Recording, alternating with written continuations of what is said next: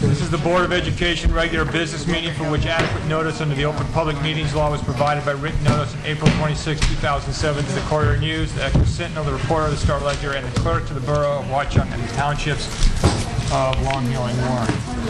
Can I get a roll call? Mr. Binder? Here. Mr. Fallon? Yes. Mr. Falzarano? Yep. Mr. Spechner? Here. Mr. Horowitz? Here. Mr. Pepe? Yo-ho. Mrs. Mandel? Here. Mr. Sun?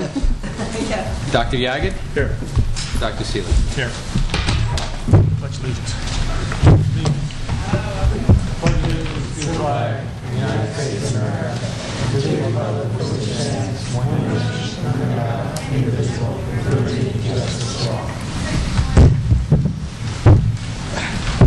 Dr. Stromson, comments?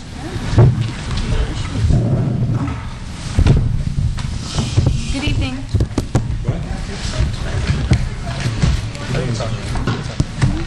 Okay, good evening, everyone. My comments tonight will be brief. We have a very full agenda. Presentations this evening will be focused from members of the board on their various committees that have met over the last couple of weeks. We also will be having our annual update on our testing results and our annual violence and vandalism report by Dr. DeGancy, Mr. DeLacio from our staff.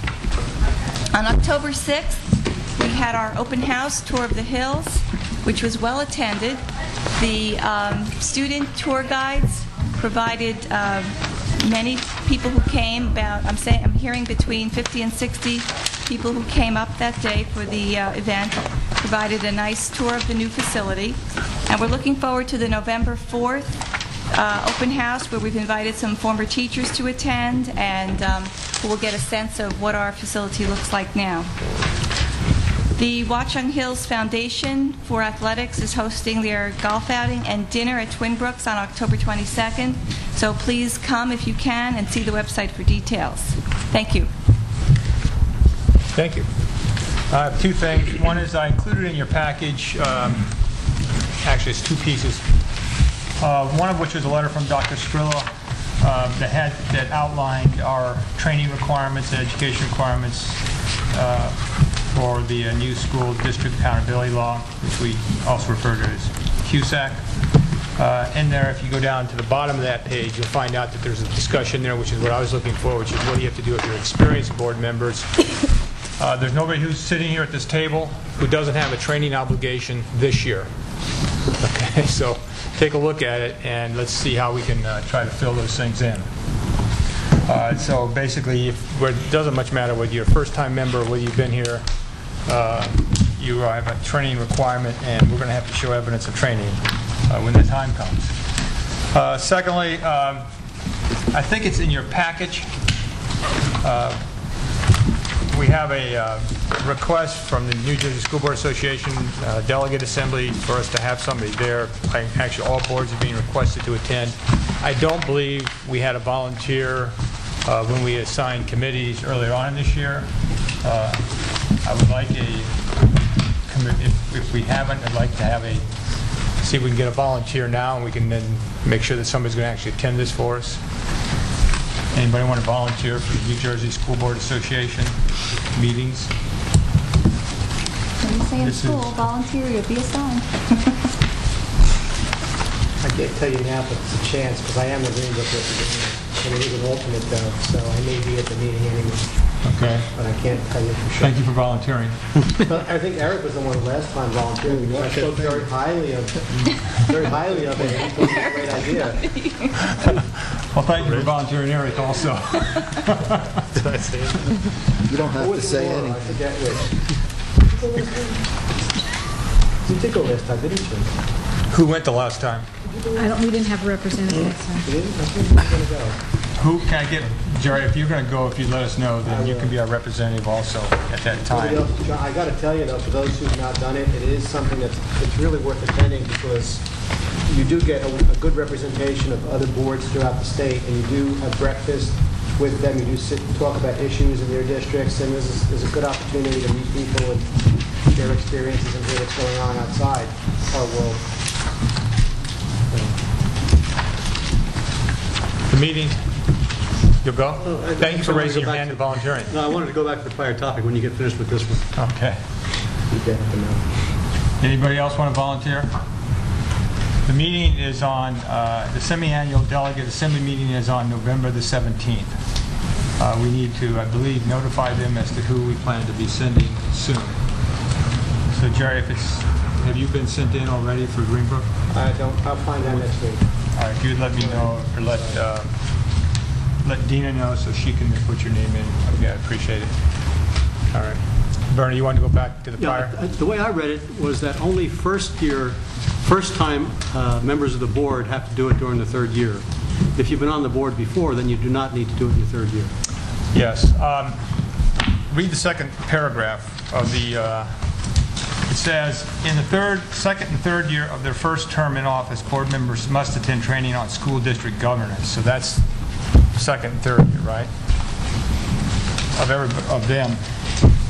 Before that, it says, first, re-elected and reappointed board members in the first year of their new terms in office have to have training. And I figure that applies to nearly everybody here.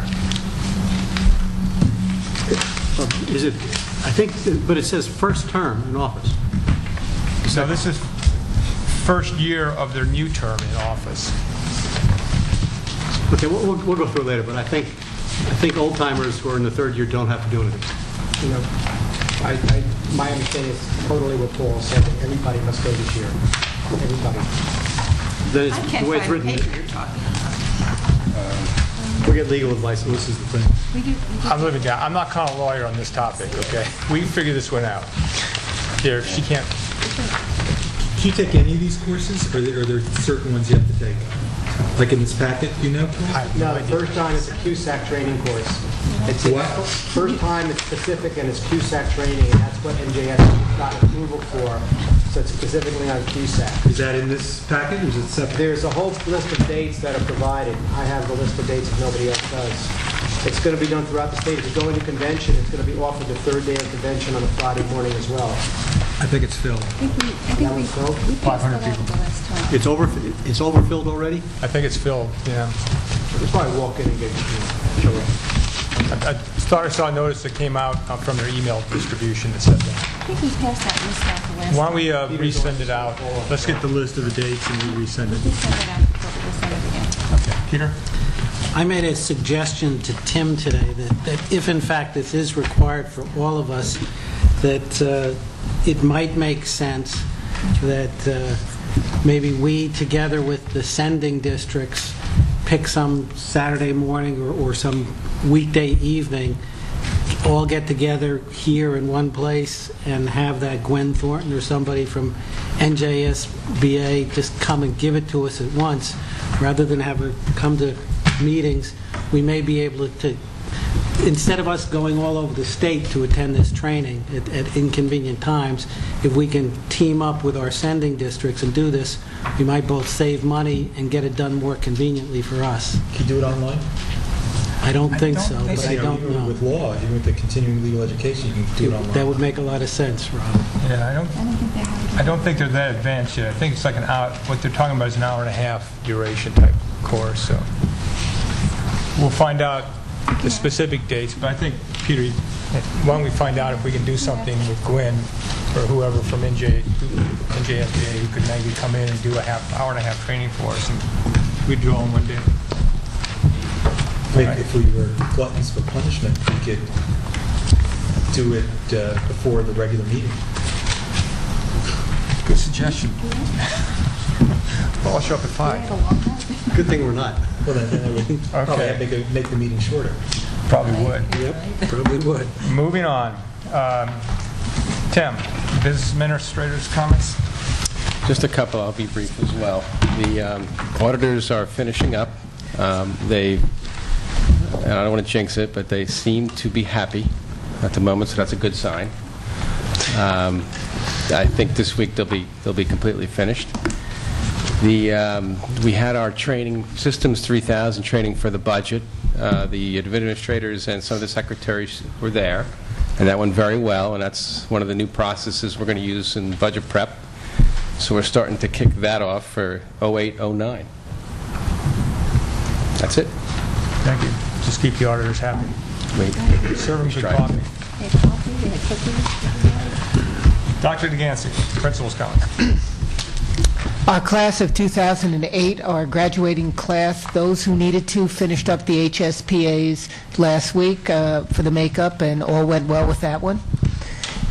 We had a homecoming on October 5th at the football game, and crowned Mr. and Ms. Watchung Hills with Jen Hurwitz and Brian McAleer. In November, if you have an opportunity, our Script and Cue program will be producing The Tempest on the 14th, which is a Wednesday. We'll have a matinee for our seniors, and then Thursday, Friday, and Saturday at 7:30 we'll have our production. One of our tennis players, our number one tennis player, junior Dina Shaparoff, made it to the round of 16 in the state championships and lost to the young lady who eventually will be playing for the state championship in 3 sets, 6-2, 2-6, and then she lost 6-2. So that was quite an accomplishment for Dina.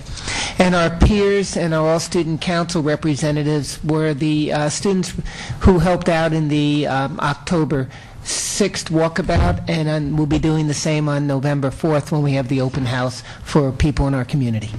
Thank you. Thank you, Pat. Student representatives are here tonight, so we'll move on. Committee reports, going down from the top. I believe I'm going to work off the asterisk list. If any of the other committees have anything to say, speak, let me know. Rob, you want to fill us in on Thank finance? you, Paul. We had a meeting last week, and let me just hit the highlights briefly, although the fact that they're briefly hit does not in any way impart in any sense or connote a lack of significance. The first issue is I can't believe we're talking about 2008, 2009. It seems so peculiar, you know.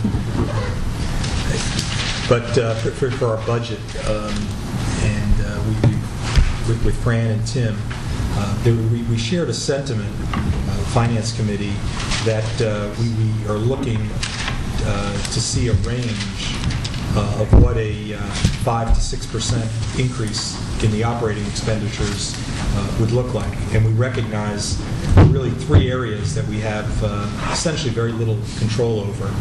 And if you look at the fact that the budget, I think about $33 million, the operating budget, and if you look at a 5 or a 6% increase off that number, gives you about $1.7, $1.8 million. If you look at the 3 areas that really we have very little control over, 2 have no control over, I'd say 1 is in the area of utilities, which are about $1 million a year, and conservatively putting a 10% increase. So there's $100,000 right there. Our health benefits run $2.5 million a year, and again, a 10% increase, which I think it would be very fortunate, is $250,000. So there's $350,000 right there. And if you look at the trend, I know this is a negotiating year with our the faculty and all the employees, but even historically a 3 or 4% increase. Thought about a spend of $15 million is about $500,000, $600,000. So if you add, if you look at that figure, it's about $800,000 of about a $1.7, $1.8 million availability if you factor in a 5 to 6% increase. So it would be very, very tight. But I think we recognize the times that we live in, and despite the fact that we have increasing revenues, we will see what, in fact, that type of budget looks like. Secondly, we discussed with Tim the idea of looking at incremental budget savings in chunks of $250,000. And part of that is necessitated by legal expenditures, which I believe were budgeted less than $100,000, and I think, as we all know, this year we're going to vastly exceed that expenditure. So from a threshold of hopefully not too much pain or significant impact on the our educational obligations, responsibilities to the children in this district, to view what potential areas where we could save money. and that also will have an impact on looking at the 08-09 budget. Cafeteria operations, again, it's an exasperating situation. One of the areas that we're trying to increase, and Fran is going to work with Tom Begancy on those couple of open houses that we're having in the next couple of months to really push the food debit card signups, because I think it serves a twofold purpose. Number one, it speeds the cafeteria lines, and number two, we hope it'll encourage student spending, because the more that's spent in the cafeteria, the less likely there'll have to be a subsidy, as you all recall, about to the extent of $40,000 this year. It brings up another issue with Tim. We're going to meet with another food service company to explore whether there are any options available to us, in their opinion, as far as increasing revenues and or decreasing expenditures. And one of the things would be to sort of change the complexion of the food service operation to be more of a grab-and-go situation with foods that don't entail preparation, cleanup, and potential food waste.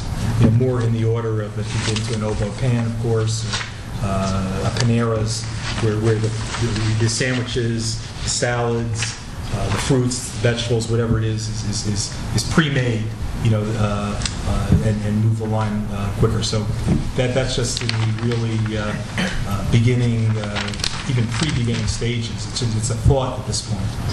One of the things we also talked about were what can be done to ensure that legal expenditures are as tightly monitored as possible. One of the suggestions that came up was that, as far as my understanding, I believe, tell me if I'm wrong on this, the only two people who, it's my understanding, who can direct outside counsel, or should be able to direct outside counsel to perform any work, are the superintendent and the president of the board. Is that you? Yes. And Tim? Okay, so the three. And negotiations. Separate from, I understand you have a lawyer negotiate, but it's sort of the general, Peter, talking about the general operations. And one of the things we really want to ensure is that on those monthly billings from the legal counsel is that not only does it say the matter, the amount of time, and how much it cost, but who authorized that expenditure to make sure that it's just a sort of another check on those expenditures. Also, we discussed with Tim with a variety of legal actions and potential legal actions to ensure that our insurance carriers, especially with the errors and omissions policies, have in fact be given notice of potential claims. I think that's all I feel comfortable saying at this point. I would suggest that we monitor for a couple months and let's see how it is, because if we're under it, it doesn't much matter anyway. If we're under the budget amount, we're right now taking a lot less use of lawyers at this point in time. I don't know what we're doing on construction, but that's another matter. But I think we should monitor, or maybe look back, and let's, from that, You have a decide how to budget. move Just forward. make sure you're within the budget. Let's see if we're within that. Paul, to Bernie's point, I think will be helpful. Maybe you're doing this, or I don't mean you, or the you of collective you with Fran, Tim. I think whenever we engage our counsel, and I really mean Tony Scarillo, because the Gary Warner situation, it's going to go peaks and valleys depending on the demands of that litigation. But with Tony, I think what really would be important, I think, and Jerry, we talked about that, for example, and it just reminds me, with the negotiations to cap the, to set an amount, number of hours, for example, with the negotiations. For other matters, I understand, Paul, you call them and say, can you quickly check on something, and the expectation is it's maybe a half hour of work. But for any potential engagement where the Paul, Tim, Fran, it's going to involve some potential expense, I think we need to put get a cap on it. at the outside, what is the most that this is going to cost? So that, once things begin, you tend to, the carts, the horses out of the barn at that point. Sandy? This is troublesome to me. We have access only by our administrators and our president. If there is a problem, and if they feel they need legal advice, rather than have them go wing it without the proper authority and how can I say, with the expertise that they feel they need, I would feel very reluctant to tell our administrators, our superintendent, that you're over budget. You better not call the attorney, even though something has just come up. That's quite all right. But I would assume that our administrators are not doing capricious, I need my hand held in this. I think we have to have respect for them to feel that they are following through with things of utmost importance for which they do need some legal advice. And I don't think that you want to box them into a number. It may be a month when nothing comes up. It may be a month when something is important to them. And that's protection of all of us, including our school district and our taxpayers. Okay, thank you. You have to get the advice when you need the advice, not by the dollar sign. Thank you. Pete? And Rob, I'd just like to say, as someone who has looked at a fair amount of our attorney's bills, both on the construction and on Tony Scarillo's bills, that, I think a couple of points to be made. One, we're not spending money with our attorneys this year at the rate we were spending them last year. So I think, as Paul said, things have been brought a good bit under control. The second thing, I think that, my perception of why things got so expensive last year didn't have so much to do with whether or not there was a budget set on a particular matter for our attorneys at the beginning of the matter, as it was that we had an extraordinary amount of both litigation and other matters that we had to consult them on last year. And so, if we're looking for a way to control, I think it may bear some looking at going back and saying, okay, what are the things that we're having them look at on a month-by-month basis this year, and do we agree that they should be being retained to do that? Because I don't think that saying, look, for the next 3 months we're going to spend X dollars, and Fran and Paul and Tim have to decide whether, because some particular piece of litigation heated up, they can't consult them on something else. I think it bears looking at what are the different pieces that we're asking our attorneys to do. Anybody else have any comments?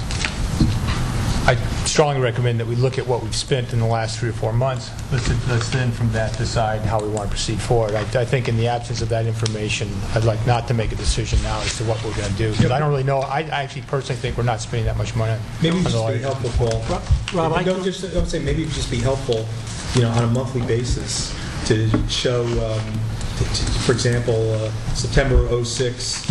The 3 attorneys, we spent this, and September 07, we spent that. I think that'd be a really good idea. Why don't we put that in the Blue Notes, like just before the board meeting or something like that, and just a table that says construction attorney, board attorney, this is how much we spent. Just so we have an idea. At least give us a sense of what we're doing. Yeah, and we'll look back to the last 3 months. So we maybe get a running total, and we just keep it going during the year so we know what we're spending. And I can also take, Rob, that way you'll see it. At our next Finance Committee meeting to give a report to the whole Finance Committee just on what we're doing now in terms of my review of the bills and what it's showing, so we can get a better sense beyond me, the whole Finance Committee. Great. Get a sense of it. One question. In negotiations, to the extent we're using legal counsel for that, is that being tracked separately? Because that could, okay, so it's... And is there a set limit in terms of what that is? I'm using the example of Greenbrook, where we said, okay, we have 100 hours, this is the rate, not to exceed 15,000. If we haven't reached after 100 hours, if you haven't completed where you should be, we're going to just going to decide at that point we're really going to head for impasse, or we should be at that point. I'm not trying to say that that's the approach here. What I'm saying is, have we approved a certain limit in terms of the amount of money for negotiations? Or is that No, we haven't yet, because we're still on the negotiations committee determining just to what extent we're going to be using the attorneys, and that's going to factor into setting what a limit would be. Okay, but at least it's being done, it'll be tracked separately, so it's not to confound. he bills separately for that. Well, just to report it separately, so when you're comparing those. Yeah. Yes, we could do that. It's the same rate, Yes. which is Negotiation. 165? 145? 155, I think. I think it's is it 145? We have three numbers. Why don't we find out what the right one is? Between 145 and You only pay 150, get that down. All right, let's move on to personnel. Jerry? Okay, yeah, the committee met October 8th. At that meeting, myself was there, Dan was there, Tim was there, Laura was there, Bernie was there, and Peter unfortunately was unable to get back in time and be with us. We did spend the first good hour of that meeting going through, and Paul was there too, I'm sorry, Paul, going through the goals that were presented at the last meeting, and we cleaned up some language, we hammered some things through, and that was the process that the board had agreed to last time, is send it back to personnel, have them go through it, and by October 8th, come out and present something to the full board. So that's the process that we were told to do, that's the process we followed. I'll get back to this whole thing of goals in 1 second. But we did talk about some other items. One of them was the open position that Irene's leading the district has created. Lots of candidates have come forward. Fran had thought that there'd be somebody presented at this meeting. However, still going through some reference checking, so at the next meeting, expect to see somebody for that position. In the meantime, there was a person on the agenda this evening, Mr. Bird, that's going to fill in for Irene in that regard.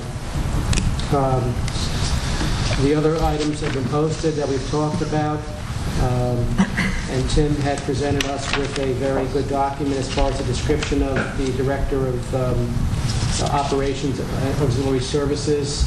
I think we're going to be going something similar to that, and we're still working through that, exactly what that would look like. But that's a position that was created in North Plainfield. It's very recent and very relevant to what we're doing here. We're also still looking at the organizational chart, and at some point we're going to go through that and what that looks like. We haven't finished that yet, so not ready. We talked about there seems to be increasing need for some evening security. So the committee has asked for some more information back. This would be people to be present in the evening other than custodial staff, people or person or service or something, we're not quite sure yet, just to add some level of security at night when there's nothing else really around other than custodial staff. And I think the other thing we talked about is the rental management in terms of facilities. Dina's been doing some of that. I think Chris Valenti's going to be doing some of that also as some additional work. But that's not yet presented to you, so we're still not complete on that one yet as well. As far as the goals and this whole process of goal setting, we've gone through since the summertime now, hammering out goals, and you've got a document for you that the Personnel Committee has struggled with and completed work on, and it's presented to you this evening. And there may be some comments or questions upon it. My history, again, is short-lived in this district, but I guess we have not had goals in 3 years. So this is it. In my view, this is not the perfect process. I think the document that Fran had presented to us originally, in my mind, was a much better starting point. Nevertheless, I'm not going to go back and rehash that one. We're at the point we are today, and we need goals. That's a schedule, that CSA timeline. We've provided us a timeline. I think we have a mandate at the end of the year to do a CSA evaluation. Goals are a part of that evaluation. It's necessary that this board adopt goals. I've also presented you through email and in your packet this evening with what a CSA evaluation form from the New Jersey School Board should look like. That is the form that I suggest we do use. It covers a lot of ground, a lot of opportunities to evaluate in various dimensions, from general responsibilities, instructional leadership, personnel, financial management, as a chief executive officer, and school and community relations. So this ties together with the goals because there's a dimension to her performance that's going to be measured through this process, through the CSA evaluation form, that will all be completed in the spring. Along with that, though, the goals work hand in hand, part of that process. And another document I presented it's presented in this packet, it was emailed to you, is this Board of Education self-evaluation. The New Jersey CUSAC is going to require board self-evaluation. It is one of the measures that you're asked to respond to as to whether the board does do a self-evaluation. This is the Greenbrook one, the school board one that we've used, that we're going to be using, that we're completing now. And I'm going to leave that discussion up to Paul as to how he wants to proceed on board self-evaluation, but I do feel that it is a necessary, actually it's a requirement as part of the CUSAC, and we need to start thinking about that because we're going to be evaluated come next year. Not this year, but it's going to look back over this year that we're going through now. So all the requirements of the CUSAC we should be striving to meet and comply with. So I guess there's going to be a goal discussion further on in the agenda, but I do recommend that we do follow the process, try to stick to a process, recognize that there were flaws, but next year we'll do better, but at least we got to start somewhere. Any other things? That's it. Jim? Jerry, you mentioned security, and I guess I'm concerned if we're going to go down a road looking to spend money in a way we haven't spent money before and possibly take away from educational things. So I'm wondering, before we go down that route, if you can educate us on what the need or the perceived need is for us to spend money in this area now that we haven't before. I can always find a way to say it'll be better to have somebody here at night, but what is it that we're reacting to? I think the need has been identified from the administration, and I didn't mean to suggest that it'd be something that we'd be doing this year. It may or may not be something. We're not even sure what the costs are, what's involved. For example, if you have one person that you hire for a position and that person's got time off or is not able to be there, what do you do? Do you not have coverage? So we talked about it, but we talked about it so vaguely and generally at this point. I'm not sure that it's something that I can tell you this is what it would look like or this is how it would be constructed. But it was something that the administration placed on the agenda, so we began a discussion of it. Now, if you guys would care to elaborate a little bit more. I can elaborate just a little bit. Since we have more areas in our facility that it can be utilized by the community, we have greater use of the various facilities, and we're seeing that there's a need for additional, I want to say patrolling, but additional vigilance to be sure that everything is left the way it should be left, that people are behaving in a way that's appropriate for using the facility.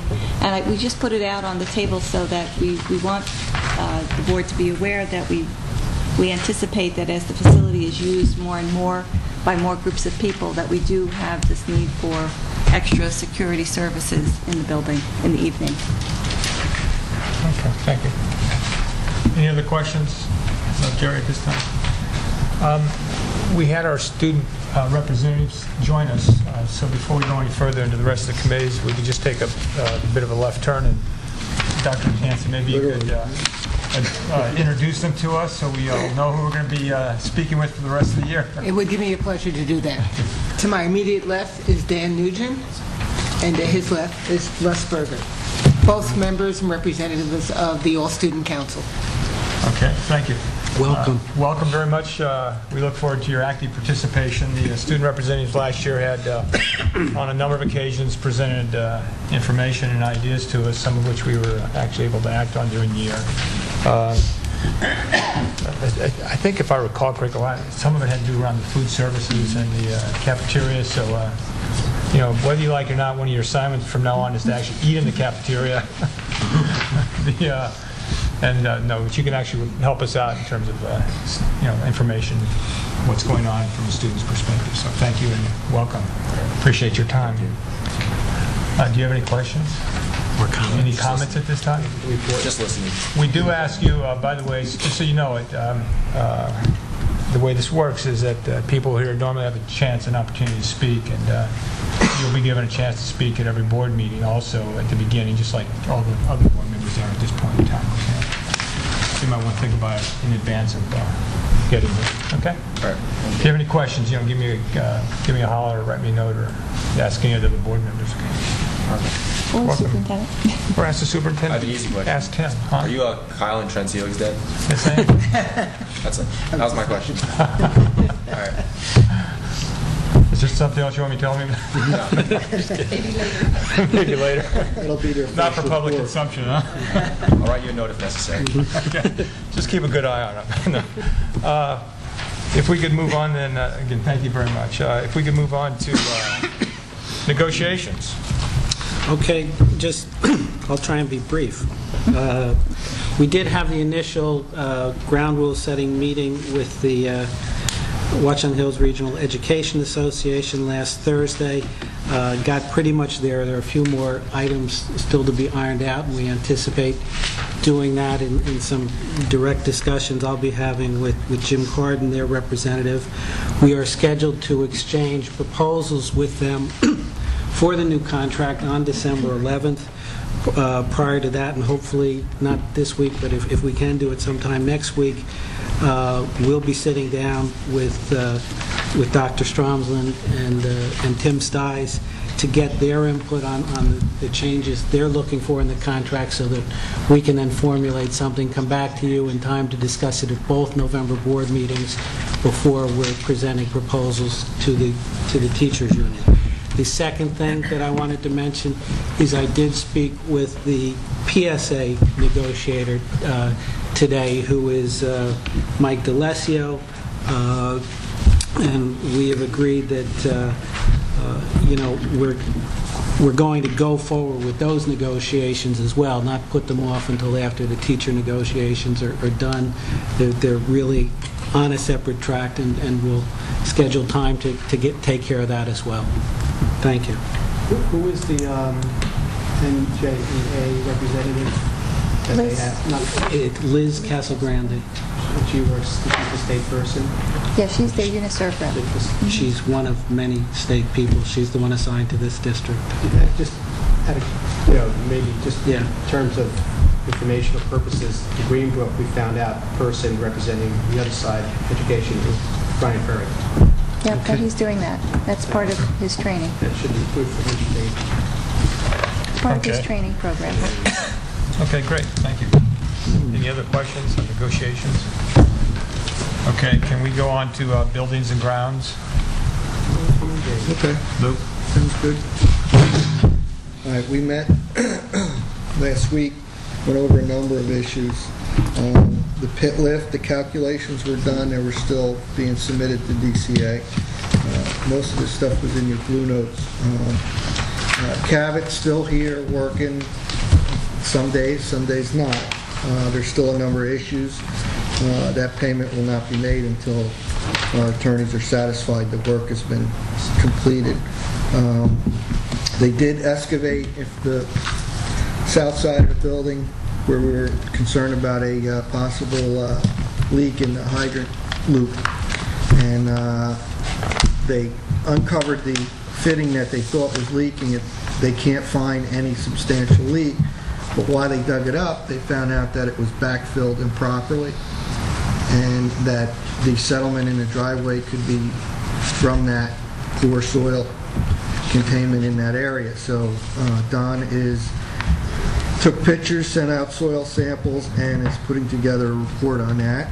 The TV studio, the revised drawings have been done and submitted to DCA. They're still requiring that fire rating in that hallway next to the TV studio. The South Auditorium, they have a few more lights to take down, and then that will be ready for occupancy. We're still waiting on the final report for the lobby tile. We had uncovered condensate pipes that were leaking and sweating and dripping, and we're having water damage to tiles and stuff like that, finding out that most of the pipes were not insulated. So that's being addressed, and Torcon has been noticed. We had a problem with leaks in the front of the building in the old, what was that area, the special services area? And they found out through Tim and Russ's diligence and a hose on the roof, they managed to find out why we were getting a leaking problem. And if you notice, it's around the window flashing and sill. So they're going to come up with a solution to that. We're also thinking about the board office relocation to the south building up front where the child development area was. Right where the leak is. Right, and that's where the leak is, so we have to correct that first. And then eventually converting the old board offices into classrooms eventually. So it's just a long-term plan. We had an issue with mold in the room 54, the south building, again due to sweating and leaking pipe work for the HVAC system. That's been remediated and noted and documented for possible back to Torcon. And we also did request from our attorney and Don Fury that they get together and they put together a billing structure so we understand how much Don is charging as per, in other words, it's going to be charged back to Torcon, that account, and how much we're going to be responsible for. Things like the fire doors are going to be our responsibility, but anything that had to do with construction will be billed back to the Torcon issue. So they're going to break that out for us so we know where we're headed, so we can keep that broken out. Lou, just an update. We met today on that, and by the end of the week, they should have that separated out. So, this way we know where we're headed, and then what's left in that, what fund they call it, retainage fund. So things are moving. We wish they were moving a lot faster, but they are moving. So we are getting things done. We're talking about the fence. The fence. You want to talk about that now? It was brought up in co-curricular and also in buildings and ground about a portable fence system for the varsity baseball field. This fencing can be relocated at any time and used throughout the facility, but what it is it's a fence designed for signage, to sell ads. So we would be able to get revenue from that signage. In the first year, we get the ability to sell the whole fence line.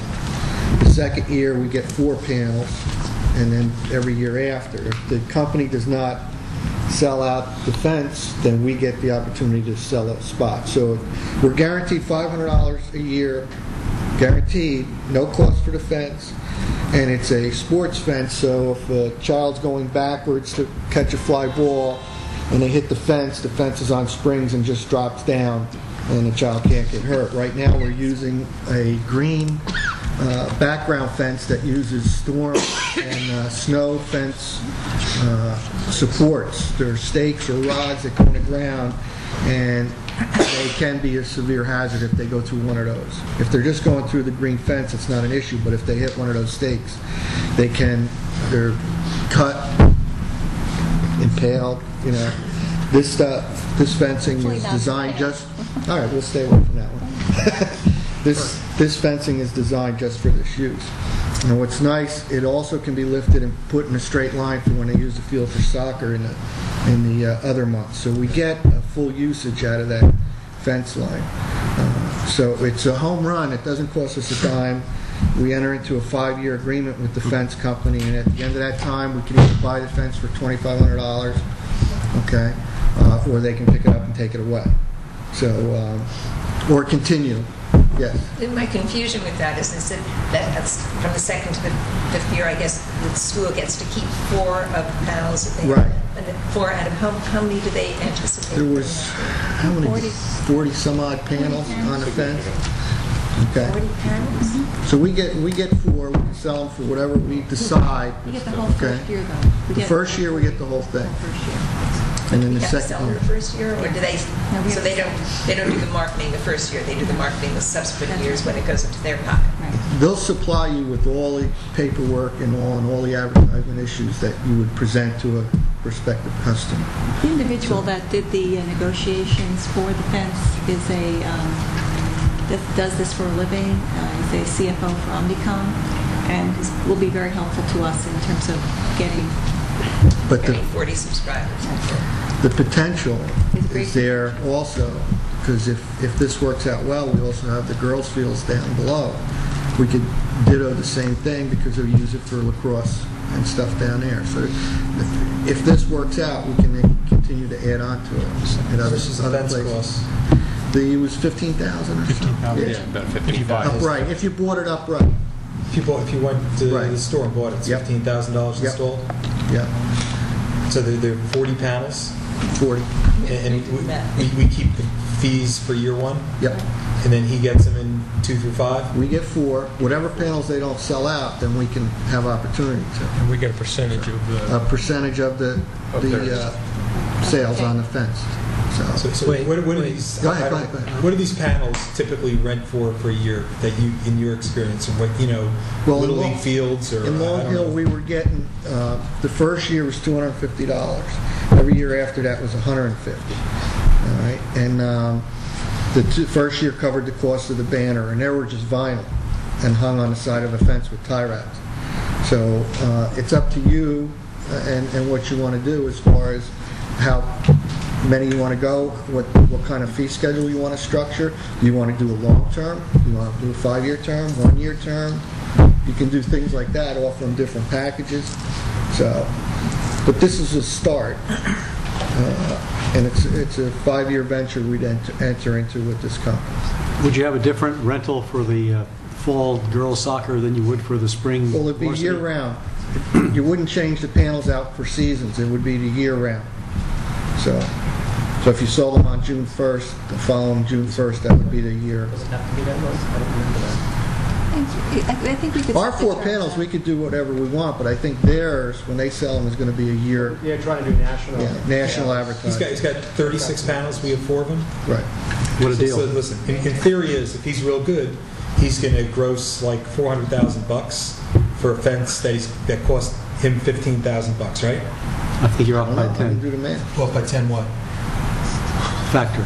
I don't think we Well, I could- don't know. There's 40 panels, and over 5 years, it's revenue of what? Okay, $1,000, 600. So I don't know.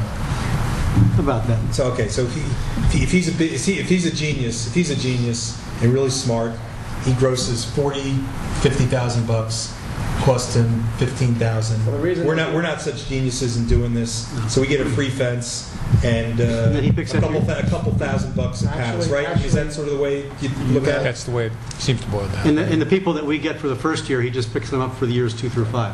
Well, assuming If that's they, what- they get it right. He likes to do national, I think he likes to do national advertising. More so likely, they he's may going to not- have his own, But he they like does to it place nationally, that. so he's going to put their name across the country. So this is the first one he's going to have on the East Coast here in the Northeast area. Would this guy be willing, like let's say the football field, right, to enter into a deal? Obviously, we're not, we have a scoreboard, and fencing there, but would he be willing to, at obviously a different negotiated rate, because he's not putting up a fence there unless you tell me, I know the Athletic Foundation guys want to get a press box, right? That's Right. one of their goals. Right. So, unless we need a new scoreboard, which I don't think we need, but so would he market the football field as well? And split, I don't know, 50-50 is the right split? The individual that, Not that. The individual, though, that we had negotiating Right, he this might is be. into that advertising stuff, and he's a resident. So we could probably get him to give us some suggestions on how to go about Because I would market that. think the cross-marketing, if you have, I don't know, whoever, the XYZ company that's Right. paying X dollars for the next 4 or 5 years at the baseball field would certainly, I would think, want to be interested in putting the same banner, placard, whatever, on the football field, right? Because during the course of the year, more people are going to be at the football field watching stuff than at the baseball field. And then it might be, some synergisms there. I'm sure I think they it's said- an avenue to address. Because we've without a talked doubt. about this for a couple of years. Yeah. Now that you got someone, I mean, it sounds like a good idea, a good start. And with the other guy from Omnicom, is Omnicom? Yeah. I mean, He's got the connections. I mean, just on the football field, $250 a year for 20, 30 signs, No, I that's agree. 10 grand a year that can pay for upgrades in that field. Yeah. Right. Bathroom, right? There's your there? bathroom, your press box, Right. that's what, Never run out of stuff. yeah. Peter? Just one question, I apologize. Do we have any control over what's advertised? Yes, we do. And Yes and no. yes and no, but they're, Alcohol, tobacco, Red Bull? no, They will not. no. There's I mean, it's actually, not Hustler Magazine, Their- Budweiser, and... Their priority is like safe advertising for the public, okay? And they know they're dealing with youths. So they're not going to put anything that's, they have a Tobacco or standard code alcohol. of, I think it's like, they call it like a Yeah. standing ethical agreement, because Right. they only do recreation departments and schools. Right. Those are the only places they install these signs. And if you go online, they make a very big point of how ethical their ads would be under the high school banner. and Tim, if I'm not mistaken, we can buy the fence out at any time, correct? Under that contract? Yeah, we can, Outright, whatever the cost would be, we'd pay but for it. it's not simple, though. No, I understand Put it that way. Okay. Okay.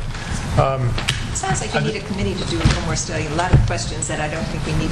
Yeah, well, I think this agreement's been signed. this agreement, we're voting on it tonight. Voting on it. We're voting on it tonight. Okay. So, So, but there are other opportunities, and I think we want to keep looking at them as we go forward. Well, let me just straighten this out in my own head. The first year, it sounds like we have to sell however many we're capable of selling. It sounds like the number to me is $250 a panel. Now, No. It For can- 2 seasons, could we be can- more. I think we can set it. the We can cost set the rate. anywhere, you know. He even proposed the possibility of a bidding war. If you had a number of banks that wanted to advertise, highest bidder gets the sign. Yeah, let's put You know, the other things way. like that. What if you have no interest? Do we owe them anything for the signs? I mean, for the fence? No. No. So there's no burden on us Right. to sell anything? Right. And we're guaranteed $500 a year, Well, plus the fence. plus the fence. So but how much higher do you see this? 500 sounds not going to buy very much for us a year. How much higher do you see the potential? center field's great. Center field's the best spot. No. Okay. I meant the potential The of... sign for per sign? No. What do you- No. 250. Revenues, I think. 250 per year for 40 signs, $10,000. 10,000 a year. 10,000. Minimum. That's about what you're probably looking at. My head is going 5. I can't understand why we're going excited over 500, but over 10,000 I get excited. I think Rob hit it on the head. I think essentially we're starting. We're opening the door here.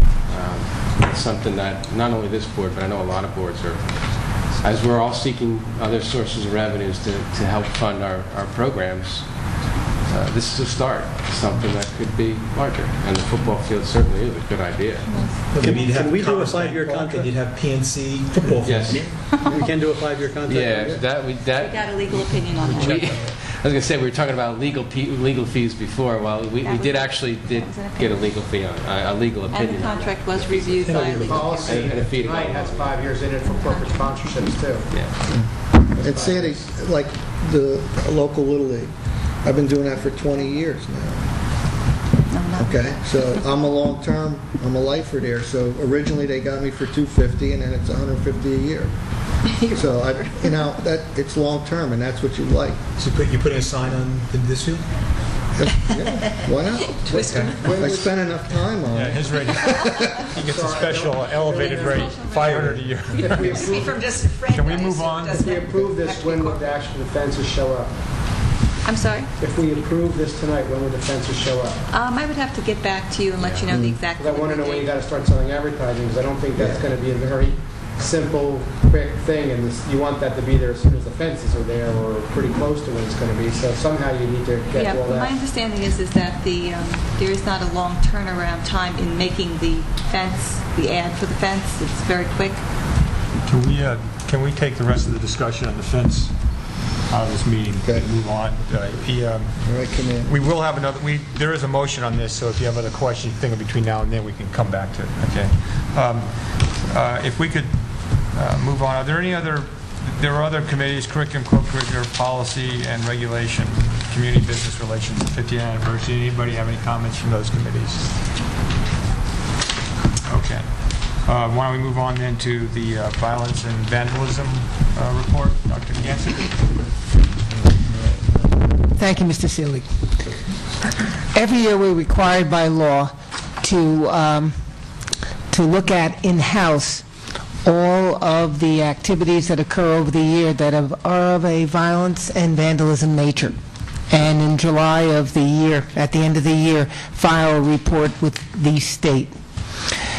From 2004, 2005 to 2005, 2006, we saw a little bit of an increase, maybe 4 or 5%, in the areas of violence, vandalism, weapons, and drug and alcohol, substance abuse. Not too bad in the school of at that time around 1900 to 2000, but we still take it seriously. With the help of Mr. Davies and the staff of Mr. Heath and Ms. Bergdorf, as well as the various programs that we have at the school, starting with the Michael Fallon, the Tumor Foundation, our community service programs, our care programs, our challenge days and things of that nature. And plus the fact that we have good kids, we have caring kids, we have kids who are really understanding and agree with the concept of diversity and are very much tolerant of their fellow students. We've seen in the 2006 and 2007 year a drop in terms of violence, and we are not a violent school, we're not a fighting school by any means, and vandalism as well as drugs.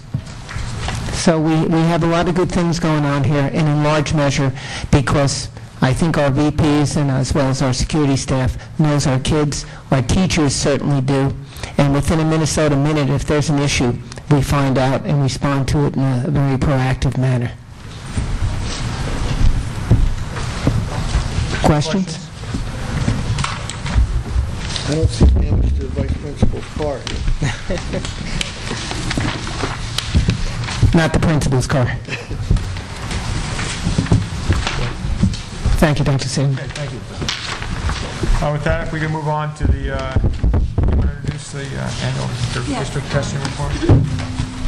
Every year, we do a report on our students' progress on the HESPA, on the SATs and AP exams.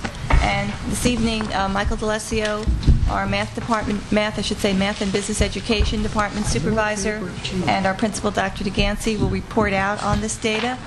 I think that we'll see a nice improvement trend in the HESPA data based on the hard work that Mr. D'Alessio has done in that area, as well as work that he continues to do and recommend for SAT, and the increased numbers of students that have been involved in our AP program in this past school year.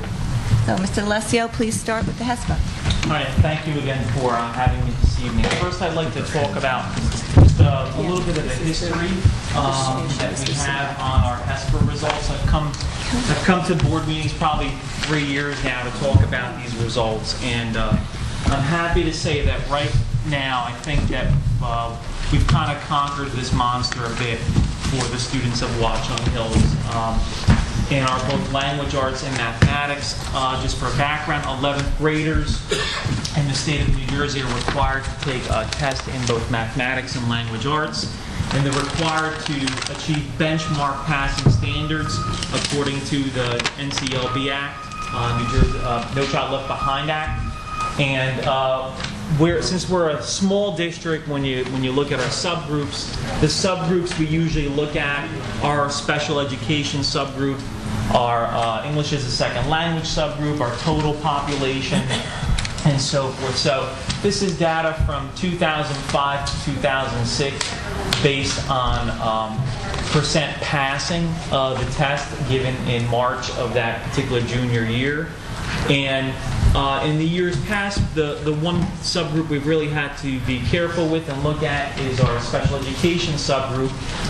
That's no different probably than any other high school out there that gives a state test, and the subgroup we have to be careful and look at. So we've made a lot of efforts on the past few years targeting this small subgroup. We identified the students that could possibly fail the test by looking at GEPA scores, looking at their current scores in classes here, whether it be language, arts, or mathematics. And we've kind of narrowed the gap to those kids and really kind of done a lot of targeted intervention to try to help them. And that intervention has paid off. And for 2007 data, that is this year's, the class of 08, for language, arts, and literacy, with a 96% total pass rate for our total students. Our general ed was 99%, 98.8. Special education can be broken up into two groups. Those who are exempt from passing the test, that is, they have to sit for the test, but they do not have to pass the test to earn a high school diploma, versus those that do have to pass the test but are in the special education subgroup.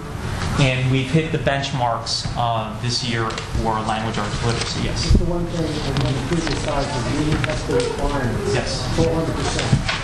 Requirements, because I know the range is here. Is that based on number of students taking the test. We have to make sure that the number of students taking and the number of students registered are within the same range, so that we've met the requirement.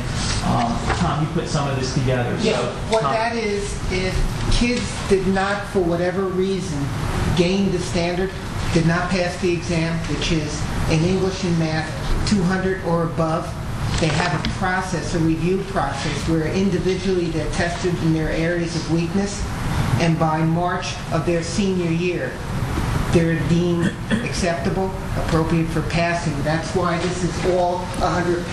So even though it was 67.3 in March of 05, by the senior year, you identified and worked with those and then brought them up so that they were able to pass. Not one of our students failed to graduate because of the HSPA. We've never had that at all. We just don't allow it. And we just don't allow it, actually.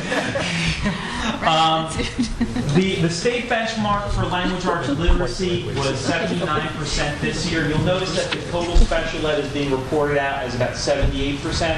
However, that doesn't include a factor, a confidence interval factor that is put in everybody's scores throughout the state. So this number is actually a little higher. It's about 82, 83% because of that. All schools get that confidence interval depending on how many students take the test.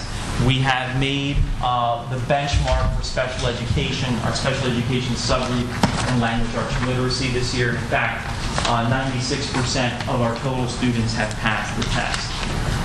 In mathematics, I'm pleased to report that we've also done well. We've had our highest ever total pass rate. 90.5% is our highest ever since the introduction of the HESPA. General ed, 96.5. And again, we break up our special education into two subgroups, one of which is IEP exempt, the other not being IEP exempt. And together, we got about 68% with our confidence interval. Our benchmark was 64% for this year. That's a nationwide benchmark. So we've met the benchmarks in each of the subgroups that are at Watchung Hills Regional High School. And for mathematics, we've met the benchmark for the last 3 years in all the subgroups. I'm very pleased to report that. Just to give you a little background how we really meet these benchmarks is we identify with the teachers who we think could possibly fail this test. And last year, Will Ross, supervisor of English, myself, and a math teacher, Craig Middleton, had about 10 to 12 review sessions with students who we felt could possibly fail the test after school, where we worked with them on special study skills and perfecting their ability to read questions that have been released from the State Department of Ed and get those students to pass. So we have a lot of intervention. There's a lot of people here that worry about these students. We want to make sure that they do pass, and this year it was fruitful for us. So I'm really proud to say that Craig and Will really helped out this year, both on the math and the verbal side, the English side. So I'm quite pleased with that. I think I can speak for Fran and myself. When we went to the Harvard seminar in July of 2004, our goal was to develop a program to meet the needs of not just our regular ed students, but our special ed population in passing the HSPA, because we knew we were going to have some difficulties. And to sit there and talk, it was just very fruitful, those 9 to 12 days that were there, and the presentation to our colleagues about what our plan was going to be. And then to get the team together, working on how to operationalize the plan, how to identify the students who are in need, what their weaknesses are, what their strengths are, what they need to pass the exam. And with the help of Mike, Will, Jeff Charney, Beth Scheiderman, we have seen success. And for me, that's in the past 3 years, that's probably one of our greatest accomplishments. Would you agree, Dr. Johnson? Absolutely. It was a very well done, well orchestrated effort, and I commend the work of all of you that did the task analysis involved with identifying the strengths of our students as well as the weaknesses so that we could improve those. This year, coming up for the March 08 testing, there are new benchmarks for language arts. It's 85% for each subgroup. In mathematics, it's now 74% in each subgroup. So the ante has been raised a little bit. We know that we'll be working with the teachers and identifying the students who we feel we have to target and help, and then give them that help come the turn of the year into 08. We'll send letters out to parents and make that personal contact with students to get them in for the help that we can provide them. And there's no shortage of wanting to do that for the kids here. And as the past 3 years, the data now is online. It comes at midnight sometime in May, and I always get up at midnight to look at it. And this year, it was good, and I think it's the highest ever it is the highest ever we've had. So I'm quite proud on the mathematics side, as well as proud for Will on the language arts side. Yes. Just give us an idea where you have advanced proficient in the math and the language arts. If you took all the juniors who are either in an honors, let's say language arts, an honors, an AP, or a J, I would assume that virtually all the kids in honors or AP, language or math are going to be, unless they had a bad test day, are going to do advanced proficient, right? More than likely. What? More than likely. More than likely. I have this whole entire. You have it? Yeah, I do have. I don't have it with me. I could tell you that in mathematics, students who are in the honors, J or K, are averaging at advanced proficient. If actually students in our K level are averaging at 250, right on the dot, which is advanced proficient. So in mathematics. Would you say then virtually whatever? I mean, if almost all of the J kids are advanced proficient in math and yes, English? I would say virtually all of them, and in honors also. Why do you suspect? It's funny. I mean, to me, math always seems harder. To a general population, you were about 20. In the advanced proficient, you were 25% better in the math than the English. 35% were advanced proficient in language, yes, and 45% in math. Well, again, writing prompts are on the language arts, so that could, writing is always not something students have mastered by the time their junior year comes about. That could lower the scores possibly. For mathematics, I think anytime you give a standardized test where there's a language arts verbal side and a mathematics side, like on the SAT or HESPA, that the mathematics is much more easier to predict. It's more part of the flow of the curriculum, and I think it's more fruitful for the students. While in the language arts, there's a lot of different types of ways to test in language arts. If you're doing vocab words, like there are in the HESPA, there's a million words out there. It depends on the word of the day, I guess, for the test. While in mathematics, it's, if you're doing functions, it's functions. That's about it. So you're saying that from your experience, is the math test more predictable than the language test? In my experience, any standardized test, SAT or HESPA, the math is more predictable. Absolutely. And I just want to show you our science data. There was a science test this year. It wasn't a field test. It was a test that counted in the sense that numbers were reported out throughout the state. And this test was a conglomerate of biology, chemistry, and physics. It was a test that's probably been in the pipeline for a good decade. And the results kind of were in between the math and the science, or the math and the language arts. You had 94% of the total population passing. General pop was 98%, 72% for the SE group, and if you break that down to the non-exempt and exempt students, 85 and 38.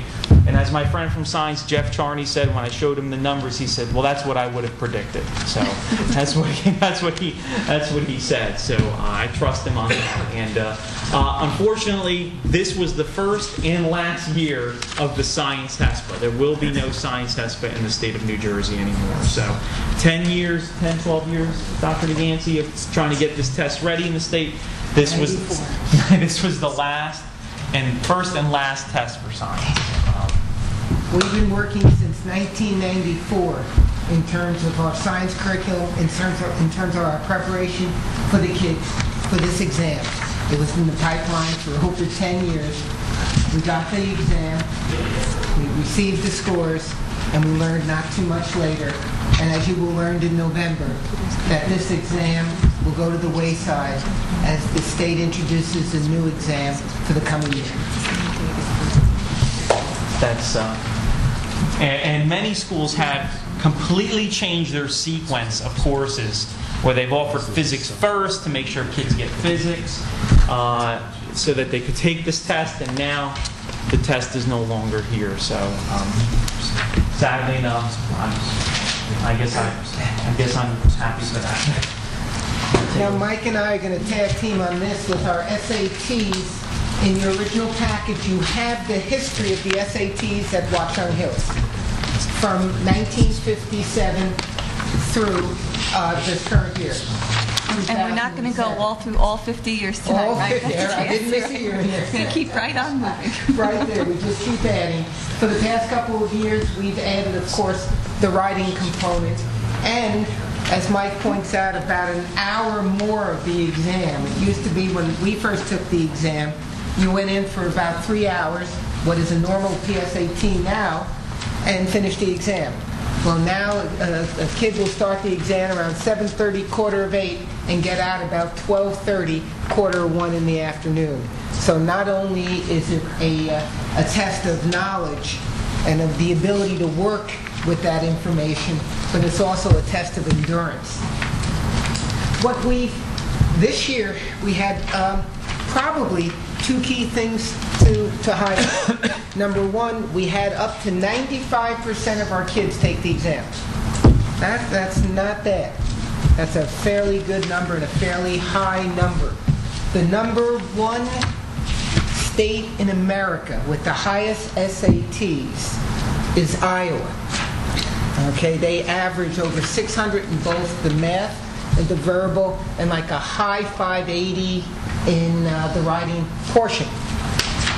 They have 4% of their population taking the exam. Okay, we don't limit the number of our kids. We don't say to a student, "Don't take the exam because you might not do well." Okay, so combination with the writing section, with the rigor of the exam, what we've seen in the state, in the nation, and also at Watchung Hills is a dip. in terms of the state and the nation, about 3 or 4 points. And in terms of Watchung Hills, a little bit more in terms of the numbers. Usually in math, and Mike can correct me as the math supervisor, we're usually in the 570s. And in language or in the verbal, we're about 550, 551, maybe in that area usual. And writing, I can't say usual because we've only had it one other year, so it's hard to make a consistent estimate on that. But we seem to have dropped in all those areas, as other schools have. We don't know. We have to wait to the report card to see if this is an anomaly. I think it's going to be an anomaly. I think this is the blip, and that we're going to see the numbers start going up again. As we get more and more students taking the exam, the likelihood of some of those students are going to bring down the numbers. But that's okay. We want all our kids to take the exam. But Mr. DeLessio has done, over the past year, some work in the SAT program that the board has supported, and I'd like Mike just to piggyback off of this. Well, what we've done is similar to what we did with the HESPA. We targeted all students in the school, since 95% of them take the test. We've worked with consultants. We've looked at released tests. We've looked on the college, every information the College Board could possibly give us on the test, and we've come up with a course that we want to run during the school year, during the day, to maximize the number of kids who can be exposed to an SAT prep course in school while they're here. This is a very difficult thing, to get movement on averages with massive amounts of kids who are taking a test that, even though it's highly predictable, it's a reasoning test. It's very, very difficult. Just imagine getting a writing prompt. This past week, the writing prompt was, is your identity something you are born with, or is something that you can create? And you have 25 minutes to write on that. I find that pretty difficult to write about. To opening paragraph, use parallel structure, all those things in 25 minutes. And we do expect the students to be able to do that now. It is a much harder test than the test that I took when I was in high school, or you may have taken when you were in high school. It's very, very difficult. There's an Algebra 2 component on it now. The questions range from level 1, the easiest, to level 5. If you don't have a game plan going into this test, you could be in trouble if you're a student. And some students simply do not. Our current running average, we keep a running average of the class of 08 going as we go along. Our current running average for math, that is for this year's graduating seniors, is 578. It's pretty high. That's very good. For critical reading, it's 550, and for writing is 554. And you have to remember, these numbers represent not the student's best score. They represent what the last test the student took. So if I got 600, 600, 600 on the January test, and I got 500, 500, 500 on the June test, those 500s go into the average that's reported by the College Board. So it's not the highest, it's the last test you've taken. And we've done some analysis on that to see whether that really impacts the average, and it doesn't. But that is one way that the scores are reported out. I think the main reason we've got some shift this year in the positive direction is I personally have worked with about 100 kids in this school in the past year who are going to be graduating in June on the mathematics portion of the test. Just finished working with 20 students after school now for the October test, and we got movement in their averages. I think we were able to get students up to about, in mathematics, any student that I've worked with ranges from 800 all the way to 550, the average being about 582. So we're able to get movement when we're able to work with the kids, except the problem is working with 500 kids per class is kind of tough. It's very difficult. So we're developing plans right now, myself, Ms. DiGeronimo, and Will Ross, along with Dr. DeGanzi and Dr. Stromsen, to implement a course here during the day to maximize the kids' exposure to this. Because if you don't have an idea going into this type of test, you're going to be in some trouble, especially in the way the test is scored and so forth. Yes? Do you have any idea what the highest in New Jersey or competitive districts would be in terms of the scores? Competitive districts in Somerset County are Montgomery Township, who's seen a massive drop also in the last few years. Ridge High School. I don't know their numbers for this year for the class of '07 because those numbers don't come out to the school report card comes out. Colleagues that I have on the mathematics side,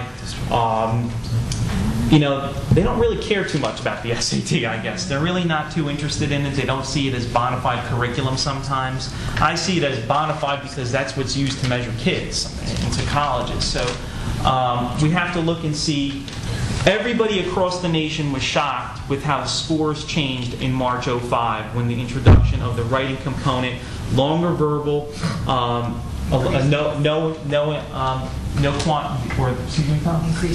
increased math with the algebra 2, no more analogies on the test. So a dramatic shift took place in the way the test was. The only reason I ask is that it's nice that we're better than the state, but I'd like to see where the best is and how we can push towards that upper echelon. National average is good, state is good, but we should beat those people. No, absolutely. That's why we're gonna. That's why we. Who is it we're not beating? Once that state report card comes out, we will have that data and be able to give you that information. And our goal is to see what we saw with HESPA, is to beat the people around us. We were one of the schools that had a positive HESPA score rating in the last few years. Actually, last year, top three. Top three, yeah. We're in the top 3 for SAT. So we definitely have have it to do it. We just have to organize it and get it together. A lot of our students take outside SAT courses as well, and you can never, it seems, have enough SAT practice, of course. But is what you're doing geared to supplement or work with other methods? Because you don't want to, every group has their own method, so you don't want to. We're geared to the student that knows nothing about the test. We're going to start from scratch and get them to where they are. Teach for the test. That's what it's about, really, to get them to be able to see, well, you're going to be tested on functions. These are the 3 function questions. You're going to be tested on triangles. There's going to be 5 questions on the test. Here are the concepts that those come from. That's what our goal for the students really is. Yeah, we're really not that interested in what the SAT for-profit prep companies do. What we're interested in is connecting our students' preparation to the curriculum and to help them be successful both on the test and in their learning here at the school. So we're really not that interested in what they're doing, quite frankly. But I don't want, some of our students to, if you're working with 2 different, formats. Well, that's up to the parents to decide whether they want to supplement what we're doing in school with their own private consultant or tutor. That's up to the parent. Then maybe we could give direction, in terms of, so that there's an understanding as to, how we're preparing our kids, so we know how to, take it a step further if you want to. Thank you. Yeah, but not one of the big benefits, I think, of Mike's lessons, the curriculum, is that not every parent or child has a parent that can pay $200 a pop to More go than to 200. whatever it is. Well, to some depending on who the child is. That's a bargain. Yeah, well, I mean a pop, meaning an hour. An hour, yeah. So, and it's higher. But Mike, one of the things to think about is if I know you want to get started with the juniors, right? Yes. I mean, if you get a year or so under your belt, I really think that this would be something that in some way, shape, or form, to the extent it's feasible, practical, should, once you have it down the way you want it, that in some way, shape, or form should be offered to sophomores.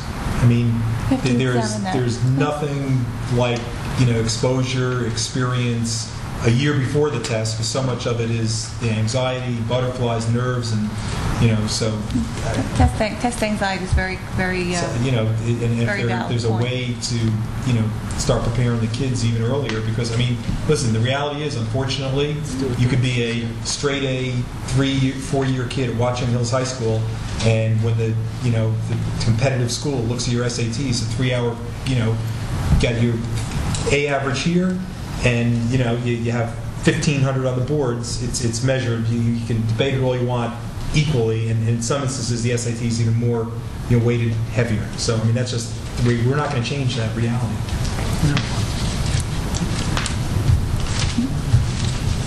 APs? APs? You're on a roll. Keep going. Yeah, keep it going. We're almost. This is some really, I think, fantastic numbers. Lynn Gannon took over for the APs this year and did a remarkable job in terms of organization and structure. And with the training of our AP teachers and the number of courses that we offer, and will continue to offer and increase hopefully in numbers, we went up from 2006 to 2007 from 276 candidates, that's students taking the exam, to 381. I think that's incredible. With the total grade from 548 to 687. We had 85% of our kids getting 3 or better, and then 56% of our kids getting 4 or better. And our average over all of those 687 grades was around 3.4, 3.5. Now, 5 is the highest. 4 would be extreme proficiency if they had that sort of standard. Right below that is 4, which is highly, highly proficient in common. 3 is the grade that many colleges will use for college credit. And then 2, 1, rarely will a college accept those for college credit. So 3 or better is what our kids are aiming for in terms of college credit, and not all colleges will accept that. There are some now, even if you get a 4 or 5, they have their own assessments when you get to the school, and to make sure that the 5 is a valid score, and to make sure indeed you understand the concepts that are necessary to move on from a 100 course in college to a 200, or from a 200 to a 300 course. But I think it's remarkable that we had 687, and I hope that will continue to go up as more and more kids decide that they want to get involved in the program, and also just not have it on their resume as taking an advanced placement course, but actually taking the course and taking the exam. You take the course, you don't drop it, you take the exam in May. Chair? This is the summary view, and I know you skipped some of the details. Yeah, there's some detail of the details in here. I didn't understand, because some of them were like computer science, with 44% scored at 3 or better. So in some cases you had very good success with some of the AP programs, and others it seems like you weren't quite as successful. And I was curious about, especially computer science, struck me as being where less than half.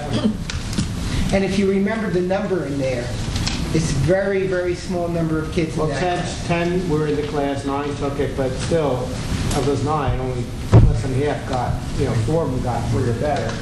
So do we focus on something like that and say, why are we so far from what we expect to see or want to see? Or what do we do about something like that? In every one of those areas that you have on your report, we look at to determine why the grades might have dropped.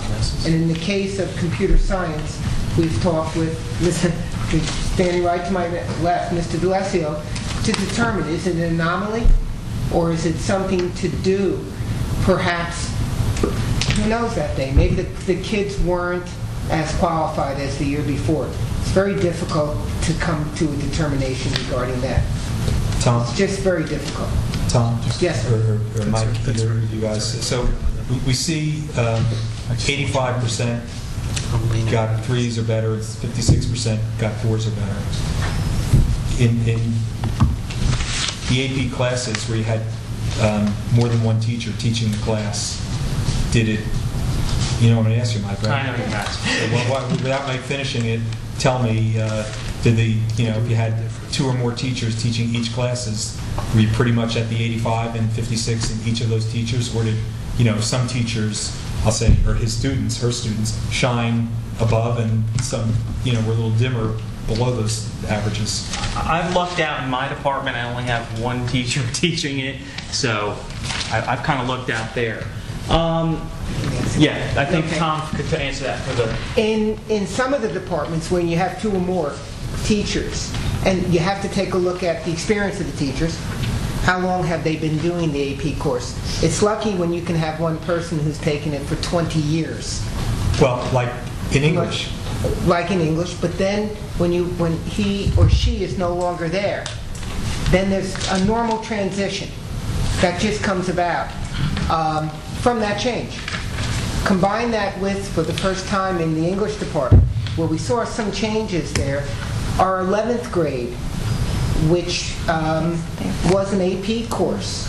For the first time, our 11th graders took the language section of the exam, where in the senior, normally for the past 20, 25 years, our seniors took it. So what we did for the first time, and this is, by the way, what most schools do throughout the country. In the junior year, they take the language. In the senior year, they take the literature. And I think it was a combination of newer teachers doing it, transition in terms of who took the exams. I think you put that together, and from our normal 100%, we dropped into the high 80s, mid to high 80s.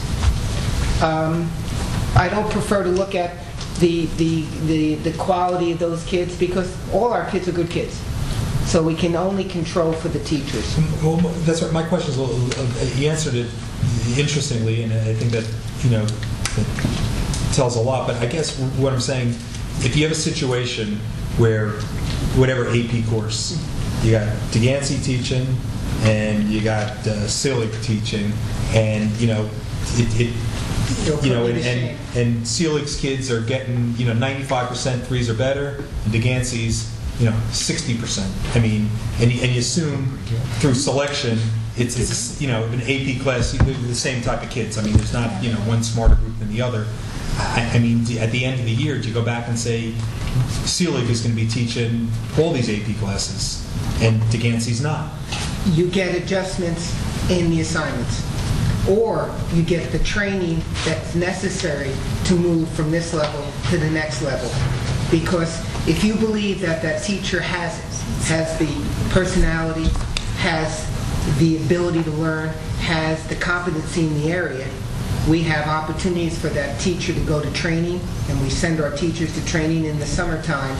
And with experience, that teacher become a master teacher. But that, and I understand. It's like, you go to a hospital, and the residents operate under the tutelage of the senior surgeon. That's how residents become great surgeons. I understand the point, but there's a little bit of you don't want one particular group of kids to be suffering at the expense of the tutelage of the teacher who isn't getting the results that the other teacher does. And I think we'd all agree on that, and I don't think Dr. Stromslin would ever allow that for a minute. In terms of the inferior, I think you're saying the inferior teacher. Well, I mean, inferior is a bad word. I mean, none of you are put inferior teachers teaching an AP class, but the average gets below the average consistently, and the other gets above the average consistently. The key is consistently, because when you have new teachers doing it, then you don't have that experience, that basis to make those decisions yet. And that becomes difficult then, to make decisions when you only have a year of data. Mr. Farrell? Tom, could you go back to something that you said at the beginning? I want you to address the increase of 100 students in taking the test. You said Linda did a good job going from 276 to 381. And I guess what I don't understand, but what I'd like to have you explain to me is what was done. Was there a decision made to increase the number of kids taking it? I mean, I know this all goes directly to the Newsweek report and the ranking, so that's going to be the effect of it. So tell me how it came about that we had 100 more kids taking it. I think it's a combination of increasing population. We're having more kids in our 10th, 11th, and 12th, so the numbers are going to go up. In combination, I think with an understanding that and it's a philosophic understanding, that if a kid would like to get into the AP program, that we talk to him about the nature of the program, then he and she, with the parents, make a decision. We're not going to put roadblocks. We're going to open up the doors for him or her to take the course and to hopefully take the exams. So I think it's a philosophic decision on the part of our supervisors. We're not putting roadblocks for kids taking the AP course. We're encouraging them to take the AP course. At the same time, our population went up to 2,100 this year, 22 and change next year. I think you combine that, and you're going to see those numbers increase.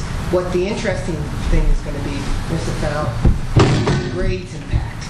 Will the grades remain relatively static?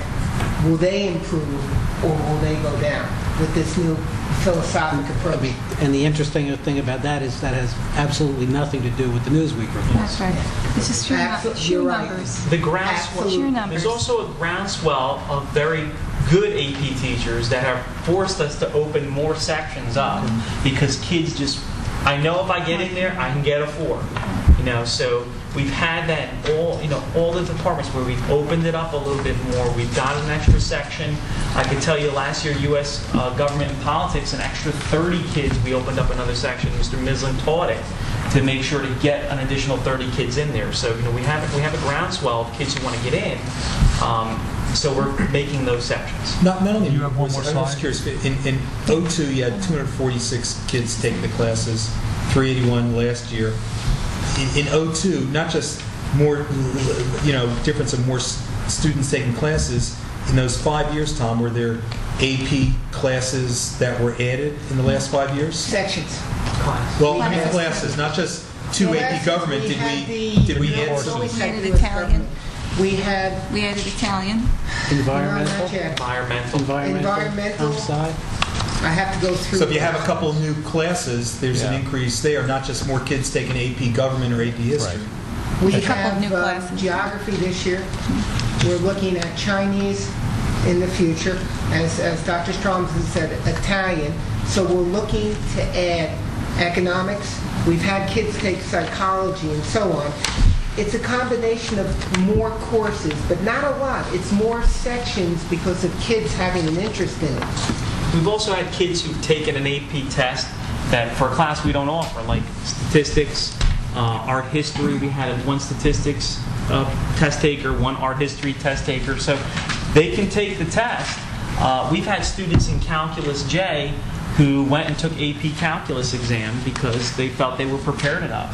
And they don't have to be registered in there to take it. So it says the 2 English are the 2 English and the U.S. history are by far the 3 most, in European history, those are the 4 most popular, right? The European history, U.S. history, and the 2 English are both over 100 kids. Those are the big way up 4, so to speak, right? Yeah, they're real big. And last but certainly not least, the numbers came in about 2 weeks ago. We have 31 commended scholars for the National Merit Program, and 6 students who will go on as semifinalists for possibility of being finalists, which is a nice improvement. Thanks, Dr. Stewart. 6 and 31. Right. Anything else? Okay. Any other questions at this time? With that, we can move on to the first opportunity for public comments. Pardon? Yeah, I know. The first public comment period is limited to agenda topics that are on the meeting agenda for tonight. If you have the endurance, you can wait around to the second public comment section, and then you can talk about anything you want to. You'd limit to 5 minutes. If you would be so kind as to introduce yourself, name and address, I'd appreciate it when you come up to the mic. Anybody have any questions, comments? Come on, Jay. Kick it off, Jay. Go for it, Jay. You're waiting. Jay Wilpon, 75 Round Top Road, Warren, New Jersey. 2 comments. One, and nobody's brought it up, and I mentioned it to Laura, and I think it's worth it. On the AP exam, we did a good thing by getting a lot more kids taking, but our scores really took a hit. If you look at the 3 or better, it was 85%, which you have to go probably, it's the lowest 3 or better in this whole chart, and 56% for 4 or better is lowest in this whole chart by a lot. So we're getting more kids to take it, so you could argue whether they were more prepared, and it's sort of a change, maybe a change in philosophy, but I'd sort of ask the question of whether the kids were prepared for it. Yes, we got more kids, which gets to Peter's question of meeting the Newsweek one, but the one that really should be counted is what are those kids that are getting 3 or better or 4 or better, and that's gone down, and you should try to find out about that. Second thing is sort of picking up as you get into the goals discussion, and I want to sort of raise the question again that I raised last week about having enough teachers. When I started on the board 6, 7 years ago, virtually no kid had a study. This year, about 30% of our kids have study, and that's because there's not enough teachers teaching the class. It's not because the kids are signing up for it. It's because you don't have enough teachers teaching the electives, teaching the arts, where, for example, you need 3 years of arts and half the teachers that you have in science, math, or any of the others. And so as you're deciding your goals for your superintendent, and I know I don't have to tell her this, so I'm telling you guys this, you want to make the school better, give the kids what they want as opposed to having them in study. They're not picking study. They're getting it because there aren't enough teachers to teach the classes that the kids want. And so, yes, you can talk about fences, and yes, you can talk about a whole bunch of other things, but if you don't have teachers in the classroom teaching your kids, then the rest of these numbers really don't matter. Thank you, Jay. Any other comments at this time? Okay. With that, we'll move on to, we'll close the public comment section. We'll move on to board discussion. We'll kick off with the draft superintendent's performance goals. Jerry, do you want to read that, or do you want to, since you were in the personnel committee, was certainly involved in that, or you want to just do a round table and see if there's any comments on it at this point in time? Well, I'll leave it up to you. I mean, we can certainly do that if you want to do it one by one, or if you want to take comments on any of the ones in particular, we can do it that way. Why don't we start with goal number 1? Personnel and That's goal number 2, Paul. pardon? That's goal number 2. They only gave us pages 2 and 7. Facilities. Oh, missing a page. Missing a page, so sorry. All right, goal number 1, goal area facilities. To explore available resources and seek partnerships with local agencies to augment and enhance the security plan. Sorry about that. It was a copying error.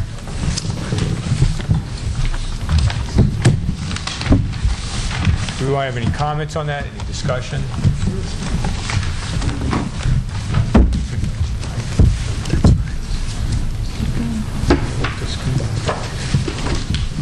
Any comments? Move on.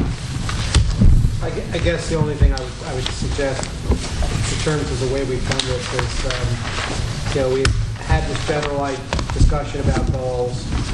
We've seen something that looked like, outcomes and what the goals were to achieve. And what we try to do with the personnel committee is kind of structure it a little bit better to make the evaluation part of this important. I think the idea was to come up with goals that followed the general direction of the board, but make sure at the end of the school year we have a way of evaluating performance at the same time. So, and that took the form of some of these action plans that were things that were part and parcel of the goal and accomplishing the goal, but were also important things that had to be done. Again, this may not be the cleanest way of doing it, but I think it's good. it's a good start to where this board needs to go as far as trying to give direction. Okay, let's move on then to, so on each of these, then you'll see something that says the goal, then the outcome, the action plan, and then the evaluation. And this was discussed at fairly significant length at the personnel committee meeting, and the committee felt that this was a acceptable approach, a good approach, and that this would be then the goals that we'd have. So at least we have the endorsements of the Personnel Committee at this point in time. If you have any other feedback, we have one on personnel and professional development, which is on page 2, which is has to do with training for administrators and supervisors and supervision and evaluation of teachers. Any comments or feedback on that? Paul? Yeah, I'm sorry. That's okay. On this one, I'm going to suggest that rather than the survey that we've come up with as the evaluation, that we're going to know that this goal has been accomplished if the board gets back reports, I would imagine prepared under the superintendent's direction, that looks at the evaluations that are done by our supervisors at the end of this year, and looks at them, I guess, for a couple aspects. One, to see if there's more consistency across the various departments. Two, to make sure that we're getting evaluations that have the proper balance of sort of formative and summative evaluations, so that if there are problems with a teacher's performance, we'll know about them when we look back at what the evaluations are. And third, so that the things that we're trying to teach our administrators to use in their evaluations of teachers actually get reflected in the evaluations they do at the end of this year. I think those are things that go to directly what we're looking for in terms of an outcome, and I think it's less fluffy than the evaluation that we've come up with thus far. Just to understand that, you would say then somebody would look at the actual evaluations and make a determination as to whether or not there's been improvement, or whether they're meeting some standard, or whether they're being done properly. And so the question I would have is, because to me that's also very subjective. Is that a good evaluation? Is that a bad evaluation? Is there anything missing? You're a bit overanalyzing that piece. If I may just respectfully state that that would be me that reviews each of those evaluations, which I have done in the past. And I think Peter's point about consistency and balance in the way that the evaluations are written and a report made to the board on that is certainly something that would be appropriate. I would not have any issue with providing that information. Do you want to try to use that language and build it into the evaluation statement then? I could certainly do that. Can you just write that so that would be then? That's fine. Okay. Fran, I have a question, and it sort of goes to this goal. And Tom, it's directed to you also. One thing I've always intrigued me since I've been on this board is that, with this STEPS program, teachers are rewarded financially when they increase their level of education, the master's degree, and so on and so forth. And that's admirable. But one thing I always thought about is if there should be some type of incentivization, because if a teacher, a calculus teacher now has a master's degree, that teacher might still not be a terrific teacher, and the teacher who just has a BA can be the greatest calculus teacher in the school, or for any other subject. The courses, is there any way to the extent you can determine it, incentivize teachers to take courses which develop their aptitude to become better teachers, not merely taking courses to towards an advanced degree, BA plus 30, master's degree, doctorate degree, whatever.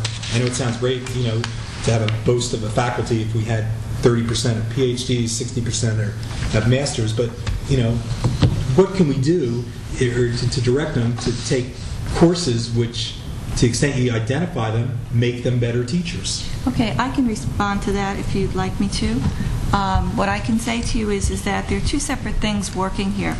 One is there is a contractual arrangement with teachers that if they complete a certain postgraduate study, that they are rewarded for that. That's a contractual agreement that the board has with its teaching staff. Secondly, there is a process through the summative evaluation or the year-end evaluation that a teacher receives that incorporates something that's called a professional growth plan or a professional improvement plan. In that professional growth plan or improvement plan, a teacher might be directed to take certain specific targeted coursework or strategies to improve certain areas of performance that are in need of improvement. We also call that in our lingo here, we call coaching for performance.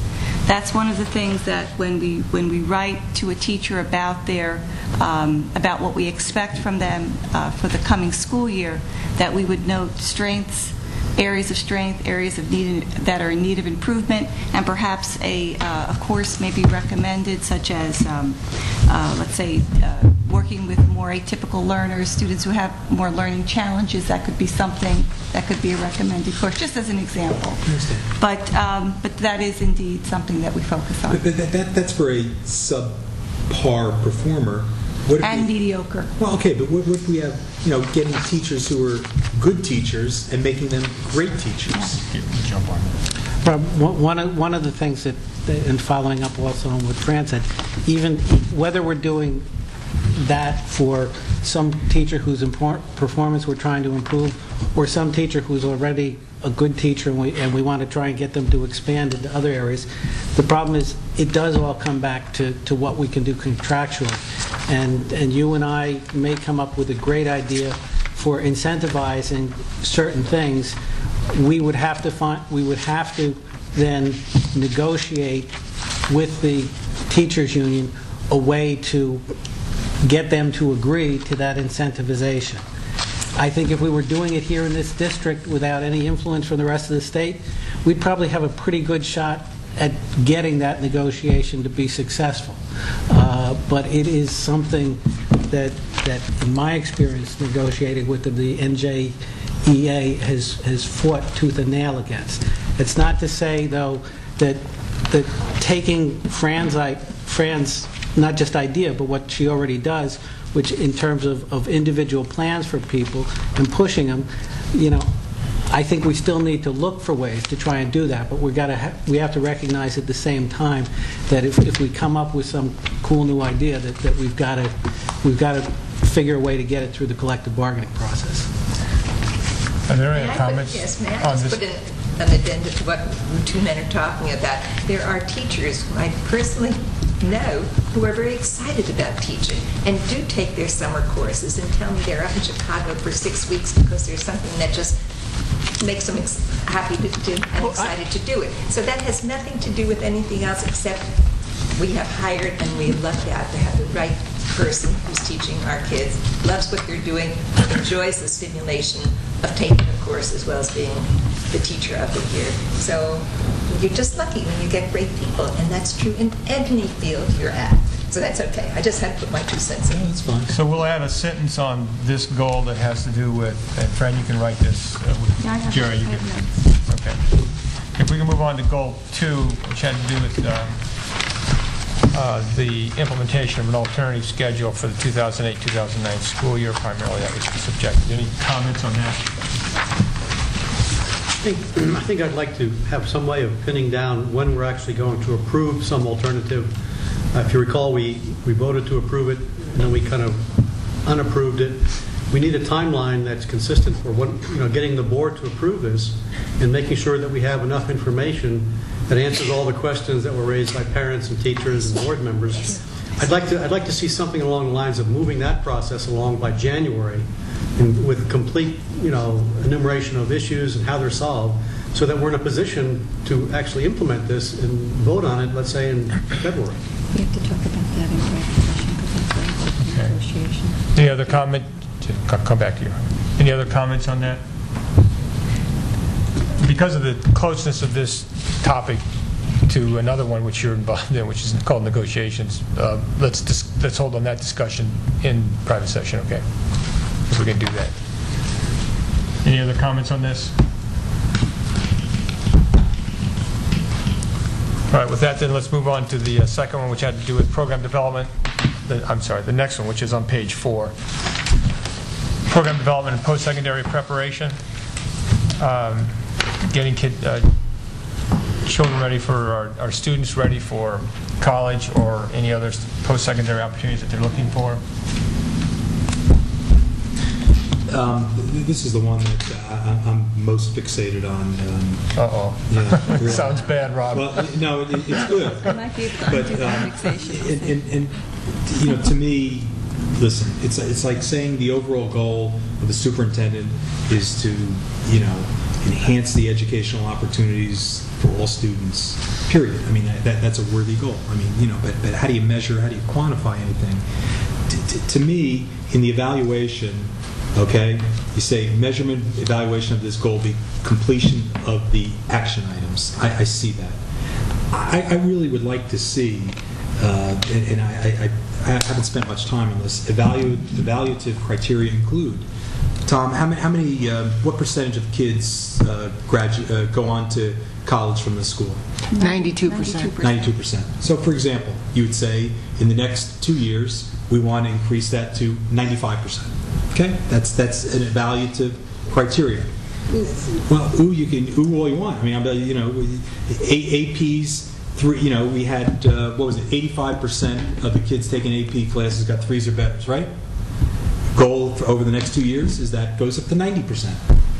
We had the U.S. News and World Report 100 admissions to the 100 most competitive colleges. Maybe we had, I don't know what we had.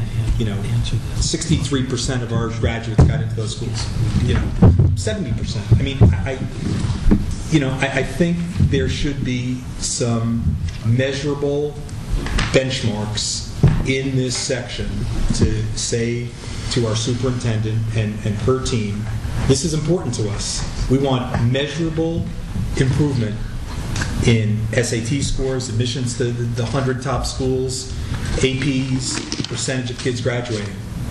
And it's up to her to figure out how to do it. Now, that's, I guess, what A through D are. Peter?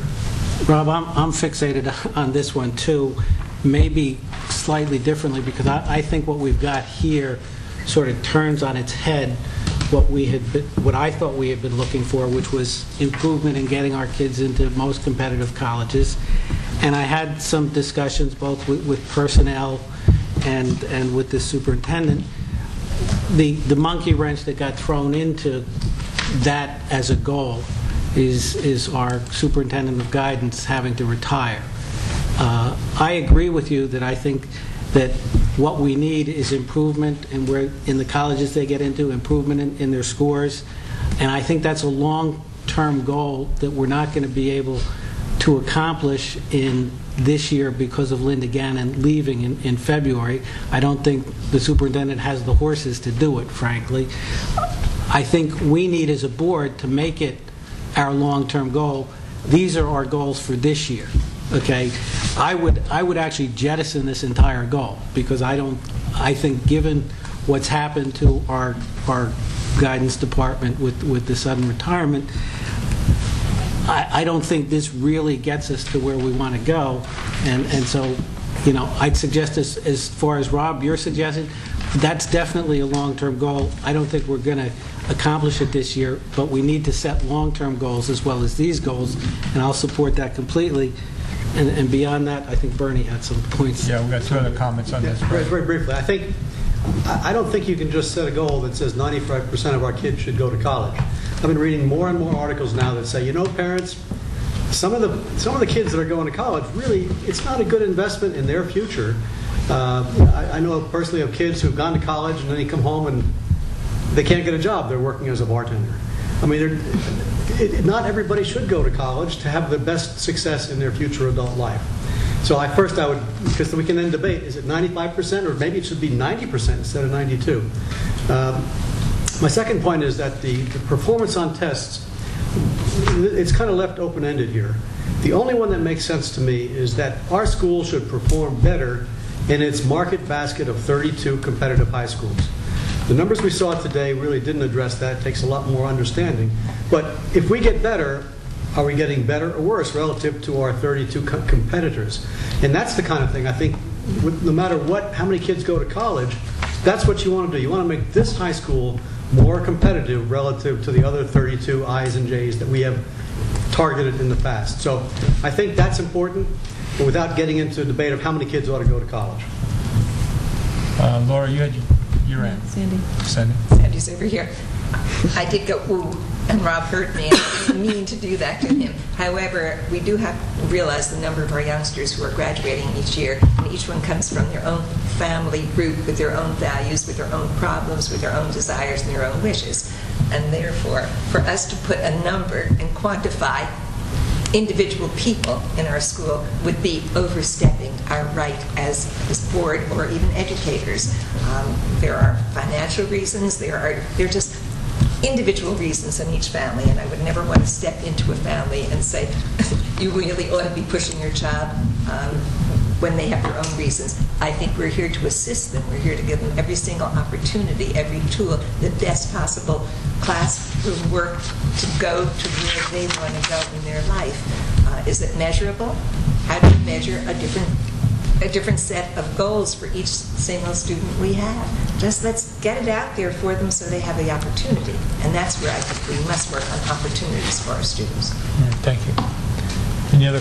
Jerry, sorry. The other thing is, we saw with the change in the standardized testing that sometimes that distorts results, so to set something, but also to point out that we do have the core goals, and we do have objectives and performance in the core goals, which is measured in the HESPA tests, and those are very quantifiable, measurable type numbers, and they improve. There's the ones we've approved a meeting or so ago does call for increasing in that in terms of pupil performance. So, I think there is a place to measure performance, and I'm all for it. That's why I asked the question, what is the highest level of SAT achievement, and why are we not trying to get to that level? I think that's desirable. I'm not sure that this board is ready this year to take that plunge. I don't think we have enough understanding of everything, and we need to get there, but I don't know that we're there yet. This is a start. We got to start spending just 2 cents. Okay, any other? Anybody? Go ahead. One more point I wanted to make with regard to this specific goal, and it goes to item B in the action plan, which is new SAT preparation courses, which Mike was talking about today.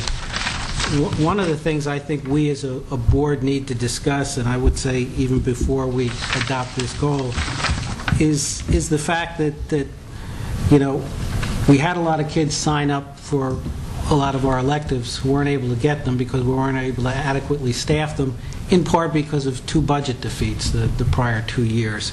But I think we need to discuss, when we're here being asked to approve a plan that's going to take us to adding new courses, whether that's what we want to do, to add new courses or to first find the teachers for the courses that we're offering. And it's a balancing we have to do, and I think that's our responsibility to do. Do you want to say? Any other comments on this?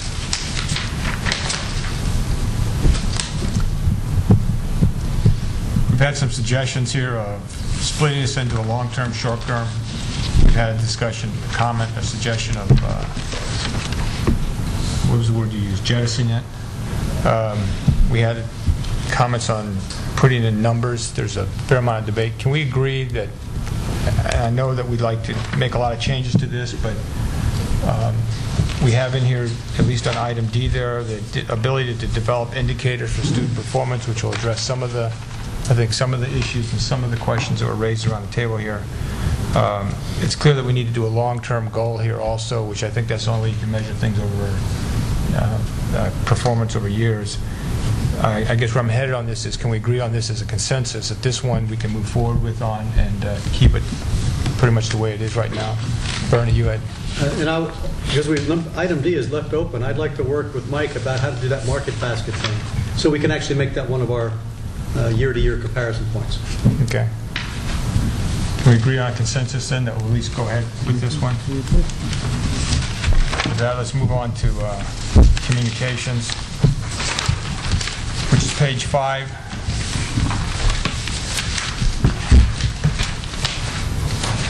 Has primarily to do with looking into community relations, developing open dialogue with officials, municipal officials, and educational agencies, schools, other school districts, and regional collaboration.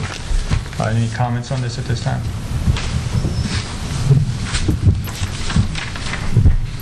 Okay. With that, we'll move on to the next one, which is the second to last one. Goal number in administration. This is one that has the most to do with the budget, and as well as in operations areas here within the school. It has to do with the budget, the audit reports, the financial reports that we get on a month-to-month basis. Any comments on this?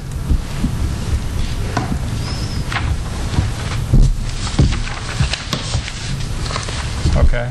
Just one small point. It mentions steady improvement of the business office, yet I don't see how that really is measured, or how you would measure it. You know, we've done a few studies over the last few years and some reorganizations, and it seems to be, like we go in one direction and we make changes again, and this is an improvement, but I think we need something that talks about how do you know if you're making the next one better than where we are. Here. Bernie, I wasn't involved in developing either the evaluation or the other parts of this goal, but I think based upon the experience of the people sitting around this table, if we get to the budget a lot earlier this year, if all of us feel like we've got information that allows us to understand impacts of different proposals on the budget, we're going to know our business office is working better. Right. And I think that's the way we're going to evaluate it. Okay, I guess that. Any other comments on that one then? With that, let's move on to our last goal, which had to do with making recommendations with regard to organization changes that will help us meet the needs that we have here, and working with the personnel committee to accomplish that. I'm sorry, Pete, yeah. Yeah, I don't disagree with the goal. I disagree with the action plan. I think we're at the point where we need some advice from someone with more competence than we may have in-house to suggest a reorganization of our central office staff. And I'll just point out that, we did this since I was on the board. Everything was redone completely, and here it is basically a year after that we need it again, and I think we can learn from some people on this, so I would suggest that we look at figuring out who it would make sense to retain as a consultant to provide us some advice to be given to the superintendent, the business administrator, and the personnel committee on this. Okay. Sandy? I would like to see the reorganization chart that I saw a preliminary of it. I think we're heading into a different area of how we are. I don't think we've really gotten an organization chart out to everybody, but I know there have been changes in personnel. Probably the people who are working with the personnel that we have aboard will know the strengths of these people and know where they will best suit us. At the moment, we're hiring an important assistant to that office, and until that all shakes out, I suspect the people who are working there will know better. I've seen outside consultants come in until they interview, until they come through, and then they finish, and unfortunately when they leave, they haven't really tied it up knowing that little special thing of personalities, how people work. So I would really like to see this thing go ahead, because I think this is a critical part of our school. We physically moved everybody, and I think everything is changing, and personnel is changing, and hopefully the right people. I've said that about teachers. You hire the right people, it's going to work, and if you hire the right people for central office, which most of the public doesn't know how terribly important that central office is for us and for who's running the school. I think we've got it right in hand to do it. I'd like to see this move ahead as is. I think the goal, he's not questioning the goal, he's questioning the action plan. And I think I'd leave the action plan to the administration and the personnel committee to, you may want to do somebody from outside. You may choose to not do that. You may not want to spend the money. You may not feel that's necessary. But I would say at some point in time, you'll know whether that's needed or not needed. I was going to say, one of the things that we could do in the committee is take that suggestion, and, we have Tim, who's been in other districts and in the county level with the financial expertise, and maybe we can look at see other districts and maybe get organizational charts for what they're doing. I mean, reinventing a school, we're in the same business of educating children. We all have the same issues, the same functions. Maybe we can see what other districts are doing organizationally, and whether that model would apply. But I think that's something we can do. At least start with the personnel committee, talk about whether that makes sense, maybe even see if there's anybody out there who does that kind of organizational design or consulting with schools, and then try to bring it all together in the committee and let it go that way. So we need 3 more Because that's what we should try, rather than embedding it into the goal. Yeah. Okay.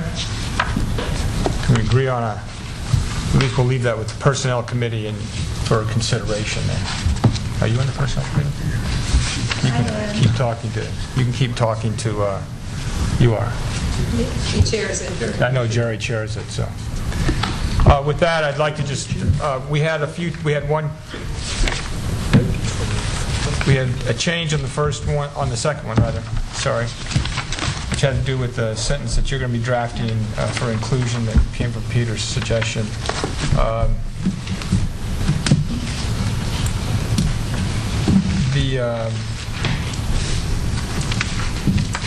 Can I make a motion that we approve these goals as discussed, and that Tim put them in the minutes for the next meeting? I'll second that motion. Any other discussion? I'm sorry, I distracted. Yeah, I didn't catch the motion. It's a motion that we approve these goals as discussed tonight, with our board secretary to put them in the minutes for the next meeting, so that we can get one last shot at reviewing them on the approval of the minutes. What does that mean exactly? What does that mean? We adopt the goals. We're adopting the goals. Okay. I move we adopt the goals. Yeah. And then they can critique the writing of those if somebody thinks that they haven't been quite put together right. In goal That's area. right. That's what I was trying to do. Any other discussion? It can be a roll call vote. Just do all in favor. We can do it all. All in favor, say aye. Aye. Opposed? Abstaining? Motion passes. Just to finish that conversation, there was a timeline presented in your, I want to finish this. Go ahead. Timeline presented in your email and tonight. It calls for informal CSA performance evaluations in the November 5th meeting and the February 4th meeting. As part of the formal process, we're going to write something up at the end of the year. My understanding and my belief is that that end of the year evaluation should contain nothing that happened early in the year that's not been discussed informally with the board as an issue. If there's any issues that we have, they should be talked about during the year, so we make sure we're addressing them. So we put this on for next November 5th, the executive session, to talk informally about the CSA performance evaluation. In addition, the formal thing, there's a lot of boxes here, and I really recommend you go over that form and look at it, because anything you check in, either commendable or not commendable, satisfactory, not, you should include specific examples to back up. If something's not satisfactory, there should be something you should point to that says, this thing, this is supporting evidence, okay? And it should pertain to performance during this year. Sorry, Peter. Peter? No, I'm going to disagree with you, Jerry, that I don't think you can put board members on a leash that we have to tell you by November 5th or forever waive any concerns about the performance of the superintendent I said in the should. early part of the year. Okay, well, you're saying should, and I'm saying no, we shouldn't. I don't think that's a requirement, and I strongly disagree with this. So if something happens in September, you should sit and wait to April, then write it up in your performance appraisal. That's a fair way of dealing with performance. The way I learn performance is that if I have an issue with an employee, you address that issue right away. You don't wait and wait and wait until the year end and say, oh, wait, by the way, 9 months ago, you didn't do this or did do this, and I expected this something else. I think, in all fairness, anything as far as performance goes, if there's an issue, we need to talk about it and get it on the table, not keep it in our pocket so we can... I don't think you're talking about two different things. I think all Peter's doing is reserving the right to bring up something if it comes up later on. Indeed, there's evidence of that. So let's just leave it like that. I think it's a fair thing to do. Let's move on to the discussion on board goals. We need to now move on to the next stage of this, which I know at least one member of our audience will point out you've done a little bit backwards, and we have. But let's get on to a discussion about board goals. And I would like to, if you could give me, like, write down on a piece of paper what would be your top 3 board goals. I will summarize them for you, and we will have them at the next meeting then in a summary manner.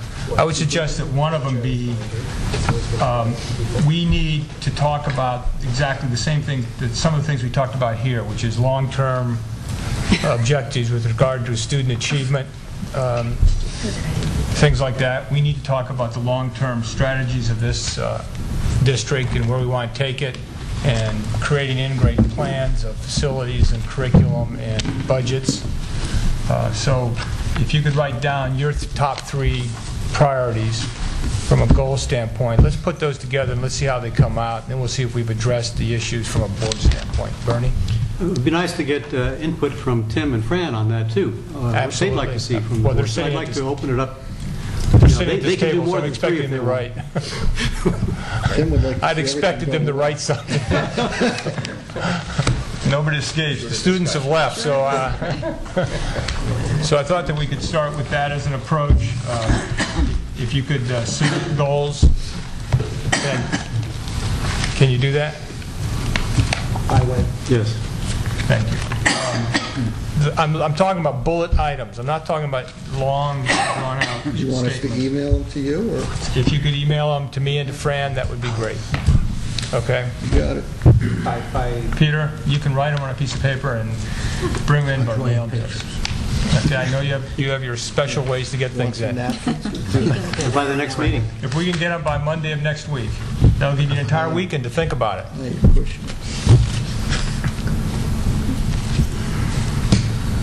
All right. It's 2 days per bullet. So you're looking at the 22nd. 2 days before what? 2 days per bullet. Right, 2 days per bullet. And 1 day to think. Pardon? And 1 day to think. No, don't think too long. Well, did you want to talk about self-evaluation, board self-evaluation? Not tonight. We're already at 9:30. We're going to move on. Whether we're going to do it or not. We'll put that on the agenda. We don't have a choice on it. We're going to do a self-evaluation. We just Well, have you to can talk ask about it. people if that's the form you want to start filling the format also, or if you don't want to do it that way. The time frame. Not tonight. The time frame's wrong on that. Okay. Push it, Jerry. Let's move on.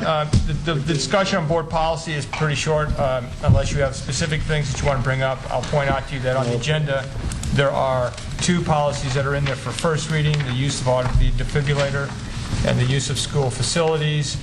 The school facilities one is essentially what you were given in September, which we brought back to you, which I pointed to you at that time that we bring back to this meeting for the first read. Then there's about 7 or 8 other policies that we're approving for the second reading. Those that are being rescinded are marked with an asterisk. So if you have any comments now on board policy, we can open up that discussion. Which one do you want me to start with? I can bring up the one on the facilities if you like. Okay, on the facilities policy 7510, was pointed out to me on page 3, there's a typo. Under regulations and contracts, the 3rd paragraph, we will correct it to read, for assuring that all members using the facilities, because there's an "it's" apostrophe and that's not correct. So we will make that change in that paragraph, so that will be correct English and not incorrect. And the other, we can, since this is a first read on 7510, we can collect feedback now. It's also, or we can collect it later on. I mean, this is, remember, we can also take it off the time. It doesn't have to come back for even for second read if we have a lot of comments on it. Bernie? On the last page in the section, it talks about item 3A, item 3B, item 4. I don't know what item 3A and 3B would be. To go back to the policy, I think it means group, because I saw the same thing. If you look at the page before, there's groupings, there's like internal, external. I know, but it doesn't, I can't... Bernie, you got to get me... Okay, on I'm the not last even page sure of where you the... are. Oh, I see. Fee schedule table. Okay, so that doesn't link up to the front, is Yeah, it what you're doesn't saying. link, that's all. All right, good point. Secondly, I think that for people running like the Watchung Hill Soccer Association, we've used that lower field a lot for the younger kids, right across from the softball field. I think $100 per shot is going to be exorbitant for when you have a program that the kids might pay $150 for. You could easily have a fee of $300 per kid to use our fields, and I don't think it makes sense. So I think we need to just think a little bit further about those things for young kids who do use our fields occasionally. We say something about students can use the field at any time. I'm not sure if we mean our students or grade school students. I just think that, I'm not sure which committee does this, but I think you got to take a look at the economics for these, like the Soccer Association, other young groups that use the fields occasionally. Okay, so it's really, the concern has to do with essentially the sending districts, They're feeder programs. Rec leagues kind of thing, using the It could be field. rec or it could be travel, but could be travel, they're right. feeder programs for the high school. Right, I got it. And I think that it's just going to be too much for them if you really follow this $100 per use of a field. Why don't you include something that just says something to the extent of these associations that include children from one of the 4 districts going to school. I mean that's what we care about, don't we? I mean, Yes, if they're from that's what Watchung, I'm saying. Warren, Greenbrook, or Long Hill, that's different than if Parsippany Troy Hills wanted to use the field. And I guess what I'm suggesting is that groups like that ought to be part of Group 2 and not Group 3 for non-revenue producing events. Like rec programs, and feeder programs, and travel things. And I think maybe you just make a language subject to availability also. Yeah. Yeah, that's good. I mean, if it's our kids, or if we, if I don't know, the football coach has a summer camp, then, he's, that takes priority, it's not available to anyone else. Okay. Our kids come first. Paul, one last thing. The fee schedule and the forms just need a fair amount of revision so that they refer back to the actual policy, which at page 2 in the first full paragraph after the bullet points talks about Appendix A and Appendix B. I'll give you my copy of this, Paul. And also, it has numerous references to Policy 1330, which is apparently being revised. So I'll just... Yeah, we noted. Maybe there should also be a catch-all provision. Now, we have subject to availability, but also maybe it should be something that, the superintendent and/or the principal, at their discretion, can waive fee requirements based upon their determination of a special circumstance. We had a lengthy debate about that topic. Did you? And actually felt it was probably better to not do that. But you can open it up again, and we can... We'll open it again. No, you can come to... Closed it. I was just opening... Thank you. Yeah, there's something, though, that may become troublesome, where you say you can reserve up to a year in advance.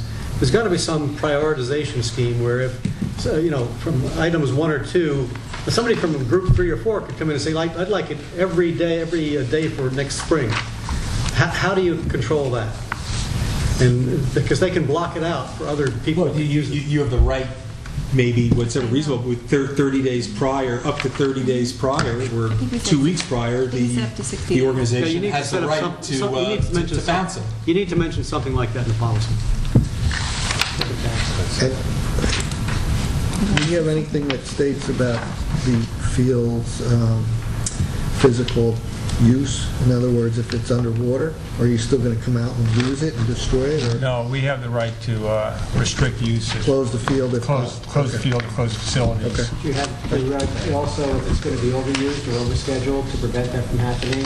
Like suppose the football, I mean, that came up in Greenbrook, they felt that if they wanted to keep using the field, they would just destroy the field. It could only take so much usage. I think that's, we have the right not to permit it. not to permit it at that point in time. I mean, we reserve that right ourselves to either grant the use or not grant the use of the field.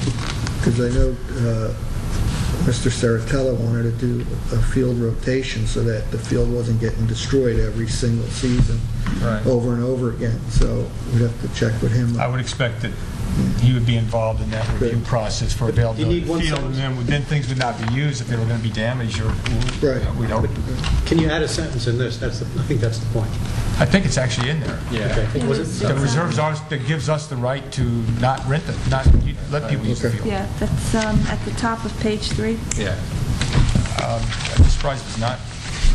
The very first paragraph. It's in there. First Okay, paragraph good. and second paragraph. One more question on the fee schedule.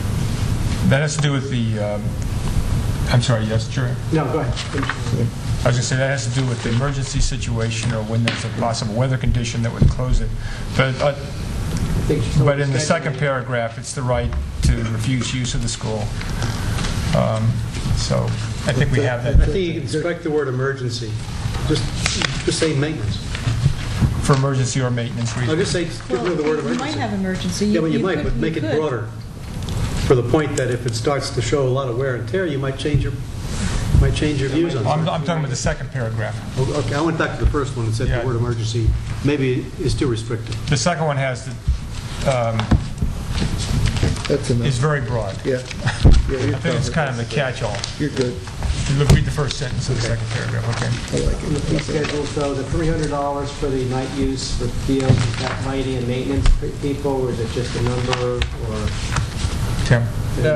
Yeah, the rationale was there are other difficulties at night as well, security, maintenance, lighting, so that's why there was a differential in cost.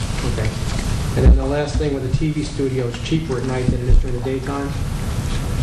Is that $250 fee or $175 at night? That I don't know why. I'm sorry to say, I can find out for you. Good answer, we'll find out. Yeah, I really- Less lighting in the nighttime. than- Less lighting in TV studio at night. Night shot. Electricity's cheap. Any other questions on, or points on this one? All right, we can, One more policy question. I just want to point out that we will have, first of all, I really appreciate that you've taken the time to look at this. This one has been a long time coming, and we really need this policy. I really like the input. We will, I'll also point out to you that you'll have another shot at this one at the next meeting when we bring it back to the first reading, or you can get Bring it feedback back in for the between. second reading. Then bring it back to the second reading. It could go back to the first one if we get a lot of input. And so if you have any other comments, please bring them forward on that one. Are there any other comments or any of the other? For the second policy ones, the second reading, I had one on 3281, 3281.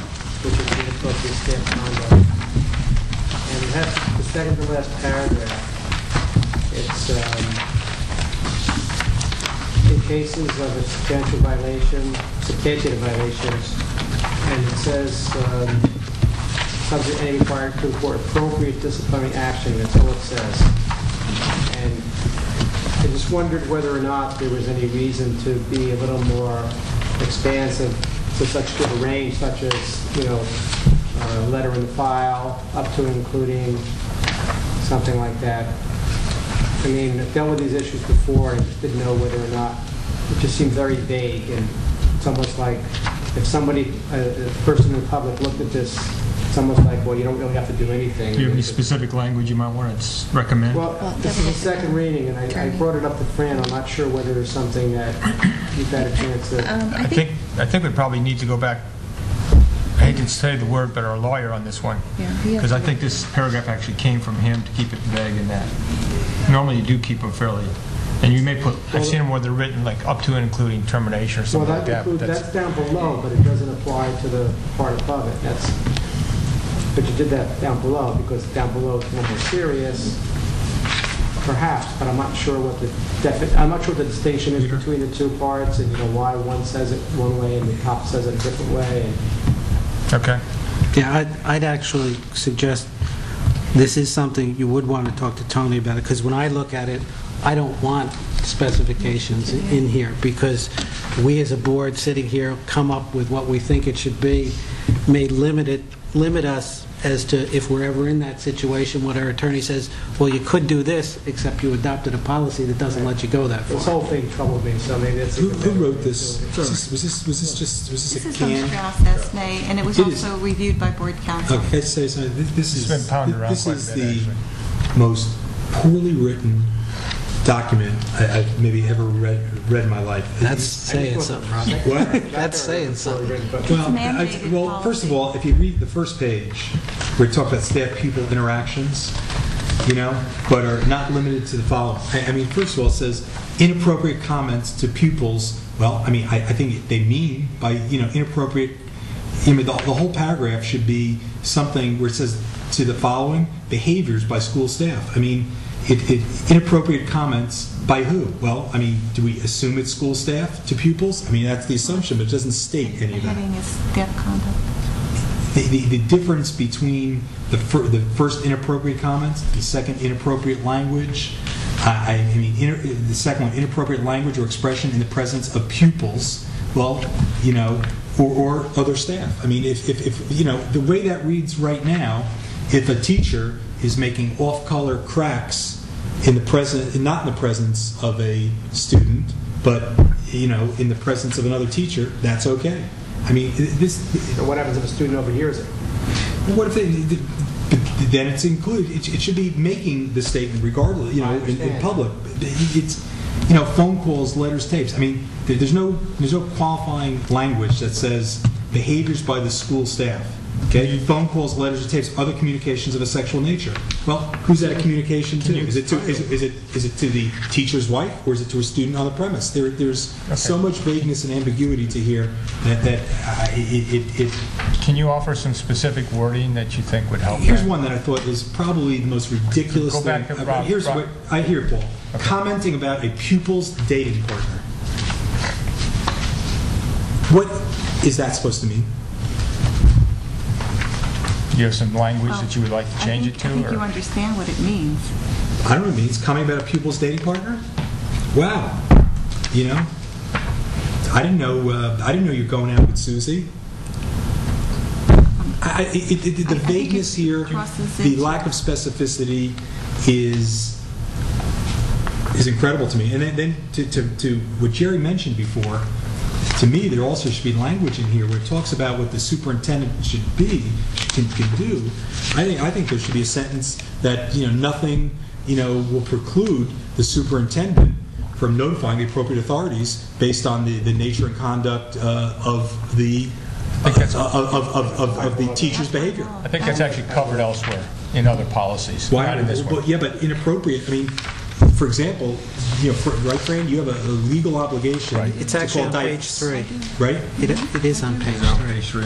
It's in there, Rob. At the end of the first paragraph on page 3. It's the last sentence. Do you have some language that you'd like to change on that? I mean, we're on second reading on this. We can pull this if you want to add a lot to it, or we can... This is not a mandated policy. Yes, it is. Well, it's not N. I'm wondering how much of this is really covered by, I know it's referencing statutes below, but how much of it is really covered by, language that's suggested by the people Strauss Esme, and how much is really developed in-house, or... Well, this actually was developed by Strauss Esme and was reviewed by board council, and additional language was put in at the request of some board members, originally from the first read, and now we're looking at it at second read, incorporating those comments. So, you're certainly welcome to add more commentary to it. I would say though, if I might just add for one moment that I would like to see something on the books, at least as a starting point, and we can always revisit it and fine-tune it and continue to improve it. But I think at this point there really should be something that we have on the books that speaks to this specifically. I mean, Rob, this is in part policy that I think you've been in favor of in spirit. No, So I'm not, I would just like, maybe we could take a couple of approaches here. We could, to address some of Fran's concern, we go and adopt this tonight, and then we could take your comments, and we could bring it back up at the next meeting for first read on a revised policy. Or we could take it and not adopt it tonight, and wait till next meeting with the revisions. So, and make revisions and bring it back at that time for first reading. I mean, the first approach, at least we have something on the books and it says this is what we're Well, when it says here, for example, I don't know, phone calls, letters, tapes, or communications of a sexual nature. By whom and to whom? I mean, if a student sends these, I know this is called inappropriate staff conduct, but I mean, phone calls, letters, or tapes, or communications of a sexual nature by a teacher to another teacher, by a teacher to... Well, it says staff-pupil interactions. Yeah, but it doesn't say by whom to whom. I mean, the vagueness here is overwhelming to me. I'm trying.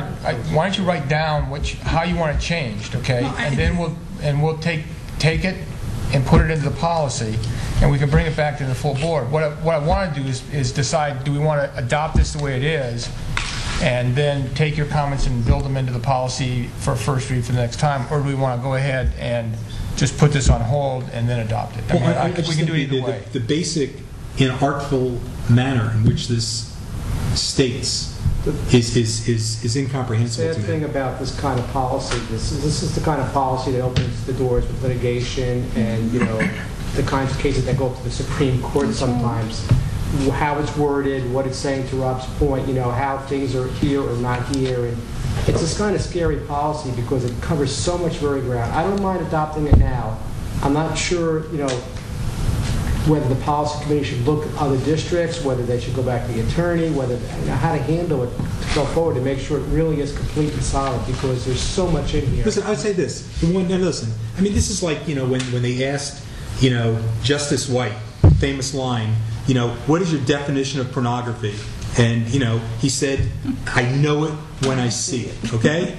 Here, one of the kissing, okay? Now, a teacher, a coach of female coach, kid just, she's playing basketball, she scores 42 points. After the game, she gives her a hug and a kiss on the cheek. Right? Now, we know that's not the intention of this. We know that. But the way this is drafted, it is so vague as to make, a potential disciplinary problem to, behaviors which are not meant to be included. That's fine. I don't care what we do with this. I want to make a decision. Do we want to adopt it tonight? Well, how do you adopt something that is so bad? That's You're fine. adopting it for a 1 month period until we rewrite it. Or why don't we do it the right way and then adopt it? Is there compelling... There's nothing on the books then. Wait, right now, Fran. There's nothing on the books. I stand. Are you saying to me that if a teacher engaged in some horrendous sexual conduct, that you wouldn't have the authority to discipline that person? We can defer it. You can get all your comments into it, okay? And that's the reason we go through a first read and a second read. And you get us all your comments, write them down. We'll build them into the policy, and we'll see if we can find some other policies from other districts. I'll point out to you that the key resource on this, who's been doing a lot of this legwork, is no longer with us. Has left the district as of Friday of this week, so which would be Irene. So, maybe a little bit stretched. But then we'll bring it back for next reading. We'll bring it back for a second reading again, or a first reading even, but sometime in maybe November. Perhaps Rob, who feels he's against so much of the writing that's in there, the wording, could you reword it? No, I'm not going to. First of all, I'm not the legal counsel of the board, and so I'm not going to do that. I mean, did Tony? Did he review this? This has been looked at by a lot of people. Okay. Well, no, I'm talking about our counsel. Our counsel did, and another attorney has. I would say this. We actually had a group of attorneys look at it. Well, this is the worst. I wouldn't pay 5 cents to any attorney that billed us for this review. It is. I mean, this is worse than first-year legal law student. It's terrible. What do you want to do? You know what? I want to. You know what? With what we pay in the legal fees, I'm not talking about legal fees. I'm talking about what do you want to do with this policy? Remove it from second reading tonight and do the second reading at the next meeting. and make all the suggestions and get it redone for the next meeting. So don't do a second reading tonight. No. That's my proposal. Rob, and I certainly don't want you to draft a policy either, but could you think, spend the time just to go through it, to just bullet I'll point... give some general... Just yes. bullet point a list so that we can go back and then charge somebody with incorporating those comments into a policy. I mean, So we can bring it back You for understand the another- reason Yeah, kissing is in here. These are all valid points. Well, I mean, you're about to put something here, which, if a teacher... I think we've Done. agreed with We will pull this, we'll move this back to first read. We'll get all your comments into it, and we'll bring it back to you for second reading. Hopefully it'll be sent out in advance of the meeting, okay? Can you send out the doc file of this particular item and let anybody who wants to put questions or comments? I think, We've done that. We did that first go-around, at But first. we now have a second, The in document. this version. We'll take care of it, so everybody has a chance to do whatever they want to by editing of this policy. Send it out as a okay? doc file, not a PDF. Paul, could I put people's minds at ease at the second? This is the 50-year anniversary of the school. I've not been on the board for 50 years, but I don't think we've ever had such a problem in this high school. I think we all have known it, those who've lived in town long enough. I know. So that We're trying to address it before it comes up. We need to That's what- do it, but it's not a hot button item. That was. It is a hot button around the country. It is. So we want to try to move forward on this. I think we have a path on this one. So let's move on. Are there any other topics on policy? I'm sorry, 1550. Oh, God. Sorry. Jerry, we read these things. It's okay, when he gets done, then you got my comments. 1550, number 6. And I raised this with the administration. We are adopting a policy that says compare data on the promotion and discharge of women and minorities to district-wide data, which I'm not quite sure what it means, district-wide data on promotion and discharge of employees. So we're going to compare data to district-wide other data, and then we're going to do what? Well, read the last sentence, what the affirmative action guide does. What's that? Read the last sentence. You really mean district? Programs that will encourage for women and members of minority groups. So my question is, we adopt the policy, are we going to follow the policy? We have to. We don't have a Well, choice. So that's not a policy question. I'm sorry, that's not a policy question. If we adopt the policy, then we're required to follow it. I mean, that's the practice at least that's what, as a Board of Education, that's what we're supposed to be doing. So you have questions on the policy. The policy that we have before this has been sitting there, and we've not followed it. So it is a There's question. others that we don't follow also, I'm aware of that, but that's a different Okay. matter. And I withdraw my... If you have a question on this policy, You could be the officer. now that if we adopt it, now you can say, where's this report? Paul? Bernie.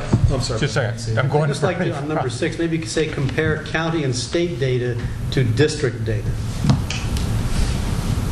Why do we need to be that specific in a Well, policy? because the way it reads now, it's what are we talking about? Here's what you're talking about. Theoretically, you have, 5 people that have been fired in the last 2 years, and they're all women or minorities. I That's the point understand of the district part of it, but I think you need to say what, But we're policy setting, we're not getting down to the details of how it's actually going to be reported on this. This is fine for policy level.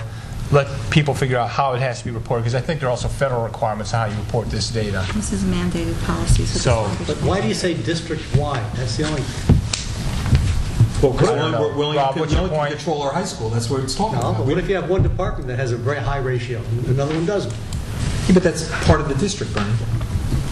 It doesn't matter It means that whether- you cover the entire district, but you may report it down to subsections of that district. Okay. That's normally how it's done. At least that's what I'm familiar with. in looking What's at very these kind of peculiar about this, which I really, in reading this, again, the second paragraph, no qualified handicapped person shall be discriminated against. Well, that's the law. I don't know why we're stating that.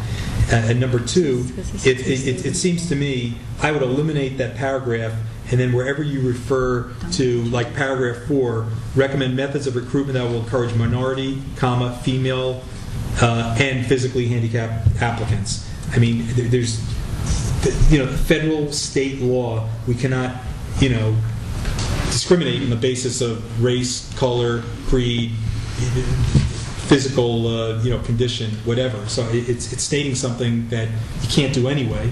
And if the object of that paragraph is to promote the employment opportunities for someone who's, physically challenged, physically disabled, then it should be minority, comma, female, and physically challenged applicants. Again, this wording comes directly from our policy consultant, Strauss Esme, and the wording is done to reflect current law, regulation, as well as practice. I would be reluctant to massage this wording since this is an M level of mandated policy. I do believe that this policy should be adopted as it's written. Well, why doesn't the policy say you can't discriminate in employment against women, minorities, based on the same thing? You could have it's. Let me ask you a question, Rob. Can you live with it the way it is? Or do you want to vote against it? I mean, you're welcome to vote against it, but did a lawyer look at this? This is from This came from the service that we hired that many of these districts around us. Vagueness of compared data. And Rob, in the law, there actually are differences as far as affirmative action requirements with respect to minority and women as opposed to other groups. That may be what this is reflecting. You can't discriminate against a handicapped person. We know that's the law. You can't discriminate against them, that's right. That's different than saying that you have to have an affirmative action program that encompasses them. Well, I'm not sure we have to have an affirmative action plan for women and minorities either. The law doesn't require that. I agree. Okay. I agree. Let's move on. I don't even understand. You have a choice that we're going to. I hear what you're saying. I hear what you're saying. We can wordsmith all these. We can make changes. You have some changes that you want. We're going to pull the one policy. Are there any other comments? Vote on this. I'm not going to. It's just. We'll leave this one in. But we're going to pull the other one that had to do with the. Any other comments, Peter? Yeah, the three on the board policy. Which one are you on? There's 0147 3440 4440. Okay, you do with travel expenses. Travel expenses. Yes. I'm going to vote against any policy where we leave in that last paragraph that says, actually, the last paragraph that says, a person who approves any travel violation of then it's a cite to the public law, shall be required to reimburse the school district in an amount equal to 3 times the cost associated with attending the event. And it goes on with another sentence. Again, it's a requirement to the law. I don't see why it's in the policy, and I'm just going to vote against it because I don't think we as a board should be imposing an additional requirement, which is what this will be if the law ever gets overturned. Okay. That's any other comments on policy? Do we want to change those 3 travel policies? I think you brought this up at the last meeting. I think it's been looked at. I think they decided to leave it alone. What? I mean, I think Peter made a good point last time on this, too. If the law was overturned, we'd be required to change the policy. Actually, no, we wouldn't. I'm sorry? No, a change in the law, if that part of the law was declared unconstitutional, wouldn't change our policy or require it. We would then do it, but it wouldn't happen automatically. Change policy. Any other comments on this one? All right, another lively discussion. On policy, we were going to talk then about videotaping of the meetings, of the board meetings. Fran sent out a report on that at the last, not this last, so it was the one before that, had to do with the videotaping and methodologies and approaches, issues or whatever the issues might be or might not be with regard to doing that. Any other comments on this? We're going to continue to march forward. I will tell you, I would like to actually suggest that a couple of us come in and take a look at some of these videotapes to see if they're even worthwhile looking at. And from that, then we may decide that we have to do something different in the way of videotaping, because I've never looked at them, and I don't think we should embark on a path of putting something up on the web or anywhere else and making it generally publicly available if it's somehow not even going to reflect, if people can't hear it, if there's not enough, if it's not good from a video standpoint. Okay, so that would be my suggestion. Yes, if we do a negative presentation, that would be very foolish of us. I mean, I don't care about editing it. I'm just looking to see if the raw video has any merit to being put under anything. Bernie, have you seen any of them yet? No, I haven't seen it. I'd like to come in when we do that. And Can I take a look just, with you. I will come in. Any other volunteers? I got you. Any other?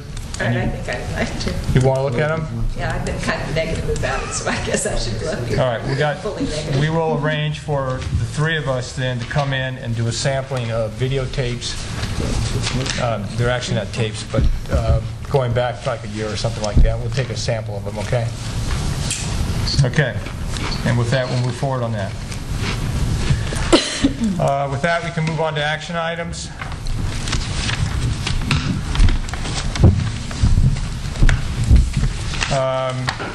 Can I get a motion on the, first of all, does anybody have any that they want to pull for separate voting? I want to pull I A4, think A4 is going to get pulled. and then I want to pull certain policies from that. Yeah, we'll deal with, That later. yeah, why don't we do that separately, okay? Any others that we want to pull at this time? Let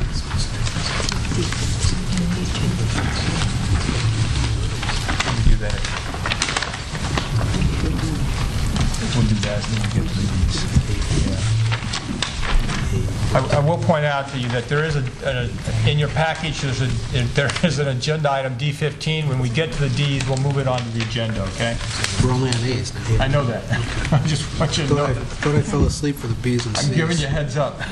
We're getting there. No, I'm not. We're not. Items A1 through A17, except A4. Did you have any others that you wanted to pull, Peter? So we're pulling A4. Do we have a motion?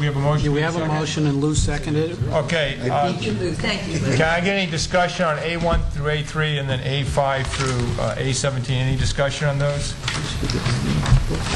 Questions on A11 and A12. When it says extended school year, does it have to specify which part of the school year? Does it follow in 7-8 or does it follow in 6?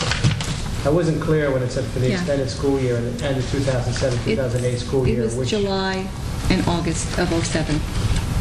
Okay. The so- 07-08 school year would be July and August of '07.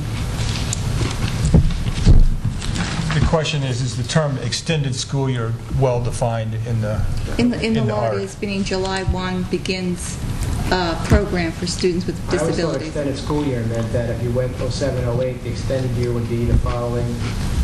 No, it's the summer. It's the summer It's before? July, August. Starts July 1. That's the extension is prior to. It's not Yeah, extending the it school doesn't year sound prior to the logically school year. correct. It doesn't sound logically correct, but I we're always thought talking... it the other way around. 6 years I've never learned that. Okay. Fran, will you explain A17?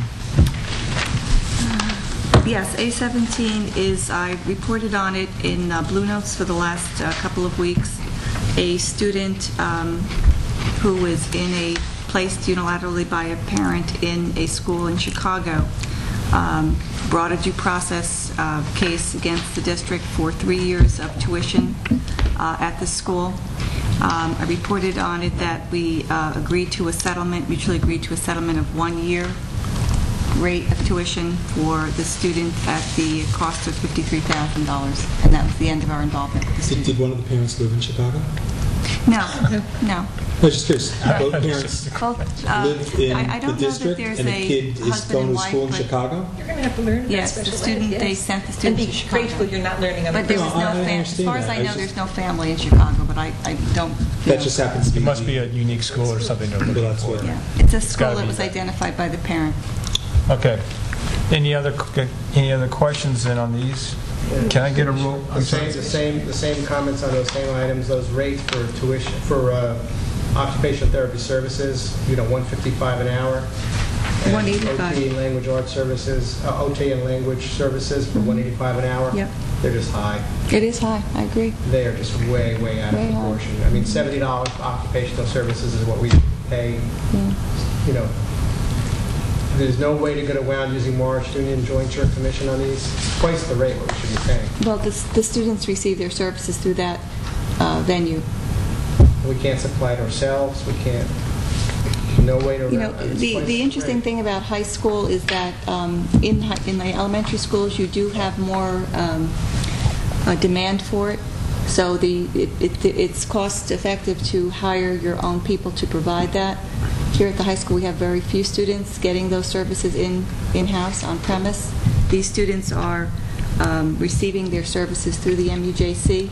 I guess a little bit of good news is that we do get some rebates from MUJC. Once our initial, I believe, 2-year period is passed, there are rebates. So while that rate does seem a bit high, there are rebates that come back to the district after it's either 2 or 3 year period. Is there any way to look at other services, other providers of those services, though? It gets difficult when the student is placed in that program to then pull them out to go to a different provider for that service. That's part of the issue. And by the time we get the students up here, the student has already been placed, and maybe sometimes for many years, in a program that we would not then be, yanking the student out and putting them someplace else. The parents can contest that move, too. Well, no, if they're getting the services, it's up to us to provide the service. If the IEP says OT services, we can provide OT services. But anyway, just agree twice with you. the rate. It's very I just want expensive. It is expensive, I agree. Okay. Can I get a roll call vote on A1 through A3 and A5 through A17? Mr. Binder? Aye. Mr. Fallon? Yes. Mr. Falzarano? Yes. Mrs. Beckner? Yes. Mr. Horowitz? Yep. Mrs. Mendel? Yes. Pepe? Yep. Mr. Sun? Yes. Dr. Yaget? Yes. Dr. Seeley? Yes. Motion is carried. Okay, on A4, can I get a motion on we're gonna tease this out, so policy. 5,300. I move the approval of 5,300 on the first read. Wait a minute, where are you? We did. Oh, I'm sorry. Then I move the approval of It's these. You want to get rid of all these. The ones that marked, the travel ones. 1550, 3281. 3281, 5330. Yes, I'm sorry. I'm going to move 1550, 5330, 5460, and 6162. Second that. Did you? Oh, we Okay. didn't include the 3281. No, we did not. So just so everybody knows what we're voting on, we're voting, did we get a second on that, by the way? I'll second. Okay, we got a second on that. We're voting on 15... Everything but the travel 1550 policies and the staff inappropriate conduct. 1550, 5330, 5460, and 6162. Those are the ones we're voting on? Well, those are the ones Joe, we're do we- not voting on. Those are the ones we are voting on. Those ones we are voting on. 1550, Yeah, I'm sorry, you're right. Thank you. 1550, Sorry to confuse. 5330, 5460, and 6162. Do I need a roll call vote? No. No. Can I get it? All those in favor say aye. Aye. Opposed? Abstentions? Okay, motion passed. Yeah. I'll move 0147, I will move 3440 and 4440, those three. So, 0147. can I get a second? I'll second. Okay, so 0147, 0147, 3440, and 4440 have been moved and seconded. Any discussion? The balance of them. No, No. not the balance, because 3281 is out. It's on hold. Just travel. Yes, Just all the just three the on travel. travels. I'm sorry, Tal, I just want to make sure you can keep up with this. Okay, do I have any discussion on those The three? board does need to have Tim, for the A5, does need to have a travel policy on the record, right? That's correct. Yes. Past tense. Past tense, past due. Could I ask the following? I think Peter's brought up a good point. I'm going to suggest that we go ahead and approve these tonight, but I would like to know the answer to the question that he asked, which is, why are we repeating the law in there, and can we just can we take that paragraph out of there? Okay. Maybe it's a question for School Boards Association. It may be. I don't know where, but I think it's a reasonable thing to try to get the data. If someone is looking up our policy book, and we've discussed it, and we have two attorneys sitting here, if that should ever come up, then they have to go and know that the other law is overtaking this. It may be repetitious, redundant, only if you know the other law. But if you haven't had a discussion of it, you don't know the law. I know. It's right here in the policy book. And that gets to the question of whether I want to impose a duty on people to pay back 3 times the cost of something, and I certainly do not. That's different. Well, that's what we're voting on tonight. But That's what we're isn't voting that on, superseded Sandy. by the law? No, but you're voting to impose that tonight. That's my point in all this. Well, the law, regardless of how you vote or how you have that, we're subject to the law, and the law basically, the law says that if we approve a travel, that's, forget about the policy, that's contrary to the law, then we impose that penalty, period. And every board member. The thing the law doesn't Doesn't define that. is who the approver is. And I think that is a glaring omission by the state in drafting the law. Because, who approves it? Everyone at this table. No, but if I vote no on everything like this in the future, then I'm safe? No. Why not? I don't know. You're on the board. But no. But again, that's something that the law is lacking. And quite frankly, think of it this way too: is it a fair thing to impose a penalty of triple the cost? It's absurd. And my feeling is when looking at this law, Okay. is it going to be challenged? Yes. Yes, it will. So we... Another I reason, don't know how to- another reason to adopt my view and vote no on Could you this. reach out to school boards, Tim, maybe, and see I if they think- have any interpretation or guidance on this? We can ask that, I yes. think we should. I think we need to have a travel policy. We absolutely must have a Can we travel. get rid of treble damages as an amendment? Want to buy insurance? No, All right, just can we to approve the travel policy without that paragraph. That'll take care of our concerns. Yeah, I think you need a board policy on travel. I think we're Absolutely, and way I'm not, overdue and on I'm it. not saying don't adopt one tonight. I think we should adopt it, just excise out the last paragraph of it and adopt it. But if the board is uncomfortable with the penalty clause, then In essence, you're I would saying... suggest taking that out, approving the policy. I leave it up to the will of the board here. That's what Peter's saying. Just take that one. Then I will present an amendment to the Peter's talking travel about- policy to delete the last paragraph from those three policies. Does anybody want to second? Yes, I will second that one, because I seconded before, and I'm seconding your amendment. Okay, so we have a motion and a second on, that amends this policy. Three policies. So these three policies, actually, and in amending them, what we're going to do is strike the last paragraph, which has to do with the travel violation and three times penalty clause and all kinds of things. So with that, I would like to get a roll call vote on acceptance of that amendment. You don't need a No, just a aye or nay. I'm sorry, I meant just a, I'm sorry, I apologize. All those in favor say aye? That's what I meant. Aye. Opposed? Abstentions? Jerry's abstaining. Okay, so motion passes Gotta be different. with one abstention. Okay. Now, we have on the table, we have in front of us then policies 0147, 3440, and 4440, which have, with that last paragraph removed. Pardon? As amended. As Any amended. more discussion? Is there any other discussion on this topic?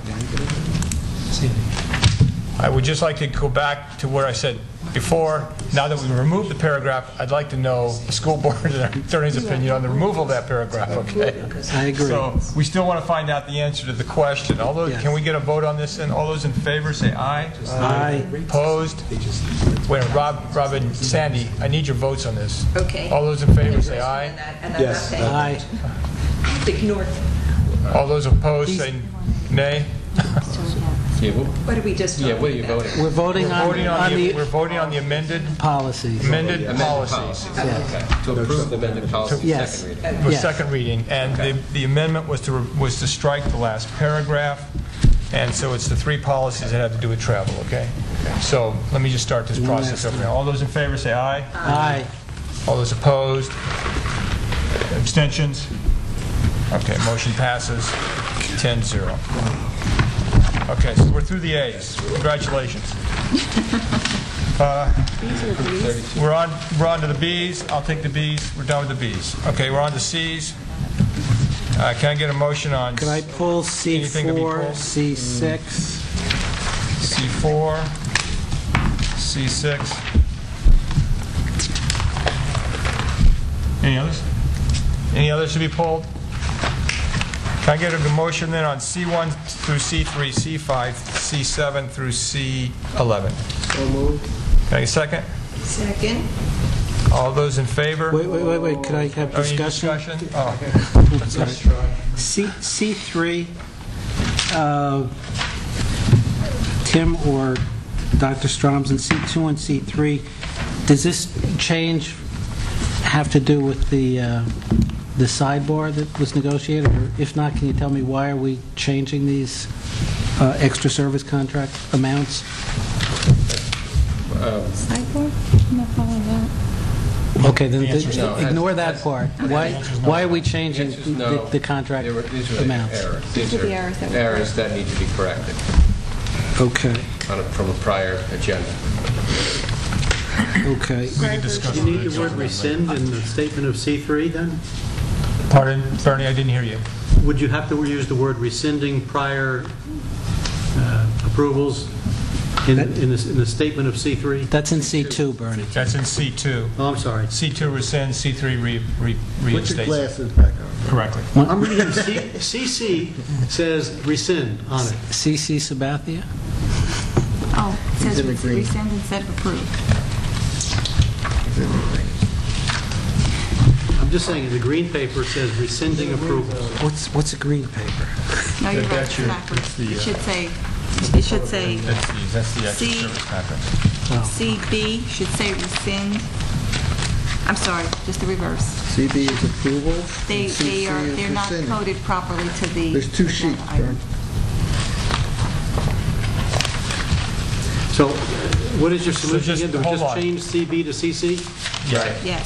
So C, and CC just so you know what you're switch. voting on, CB, your attachment CB should have been CC, and the title of that should have been rescinding. And C, attachment that you had, the former one, which is CC, should have been CB, and the title on that should have been approvals. Am I right? Hope so. No, you got it the reverse. Is this correct, the way it's written? Is this the one that we're approving?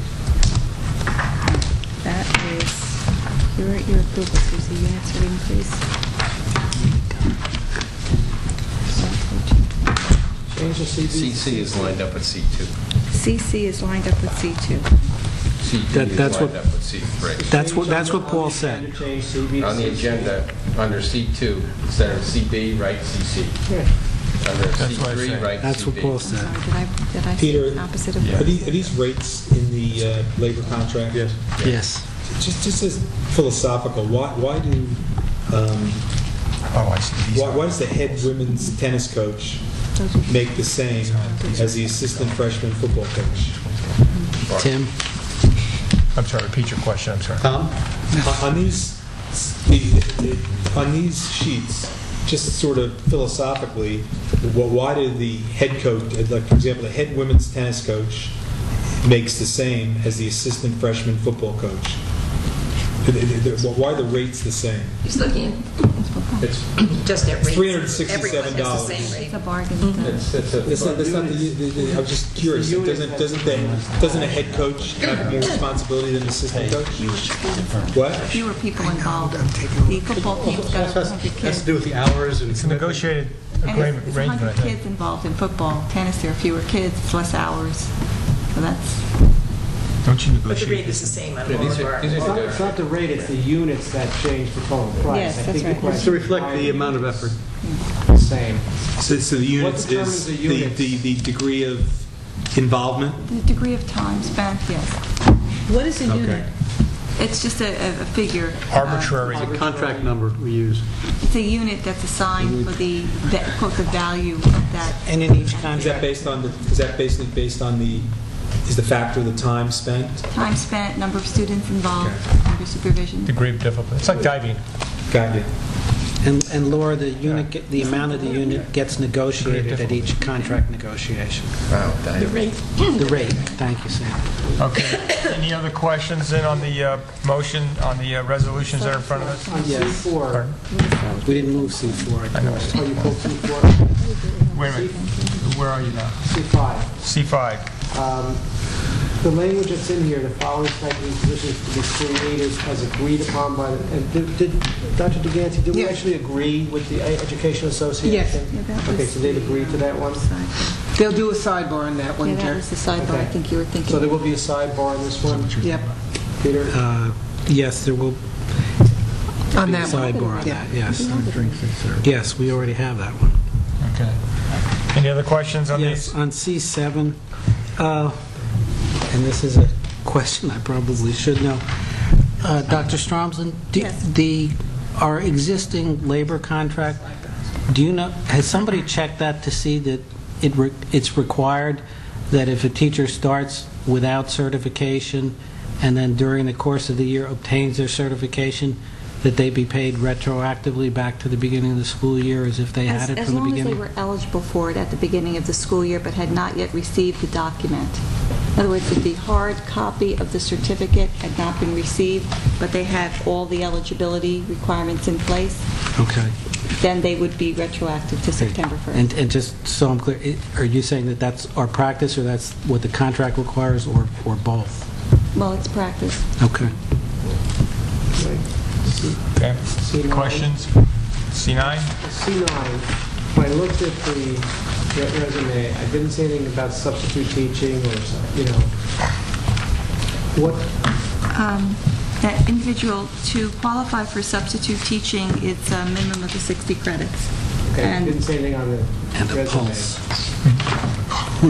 that she requested that, well, she did request being considered for both areas, teaching and secretarial work. So there's no county certificate, it's just, you would say county? They do get a county sub-certificate. They do get that. Once they can apply for that, they send in their, it's a very simple process. They just send their transcript. You don't have it right now, right? No, they don't have it right now. Okay, and then,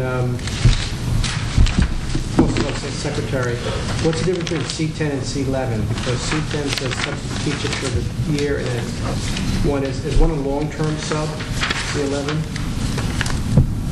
So is that what that means? Tom, do you know about that one? One says substitute for the 2007 year, one says substitute for the remainder of the 2007 year. And It might does just that be, mean it one's just a may be the long-term sub, language or- was just, it should probably say the same thing. I don't think there's any difference. Do you want to amend it so they say the same? We can say Well, I substitute. know it's correct. Okay, you don't care. I don't know All right. how long. It's not a Did one guy special- start, did the guy see, did That's the Matthew start earlier? Well, no, they're emergent No, data. they're just starting, they're just Just starting bringing now? them on. I think we could just remove the words for the remainder, just call them substitute. Okay. Would anybody object to the removal of the words "for the remainder" No, and I'll make a motion that we amend it that way. for If it's C11? needed. I don't think we need it. I think Okay. whoever made the motion and seconded it, we can agree to it. Since I I forget, moved it, so you agree with it? All right, it's done. I Okay, didn't know whether they were different. let's go on. Any other questions on these? Can we get a vote then on roll call vote? I think is needed. Yeah. Mr. Vine? C1 to 3, C5 and C7 through C11. We're starting the roll call vote. Go ahead, Tim. Mr. Binder? Aye. Fallon? yes. Falzarano? Yes. Mrs. Beckner? Yes. Mr. Horowitz? Yes. Mrs. Mandel? Yes. Mr. Pepe? Yep. Mr. Sun? Yes. Dr. Yagan? Yes. Dr. Seelig? Yes. Motion's carried. Okay, now we have two motions on here, which are C4 and C6. C4. You pulled them, right? Yeah. Okay. You move C4? Peter, I'll You put pull. C4. You move. Do you have a second on C4? I always get to it. Okay, we got a second on C4. Discussion? Fran, what does the APA coordinator do?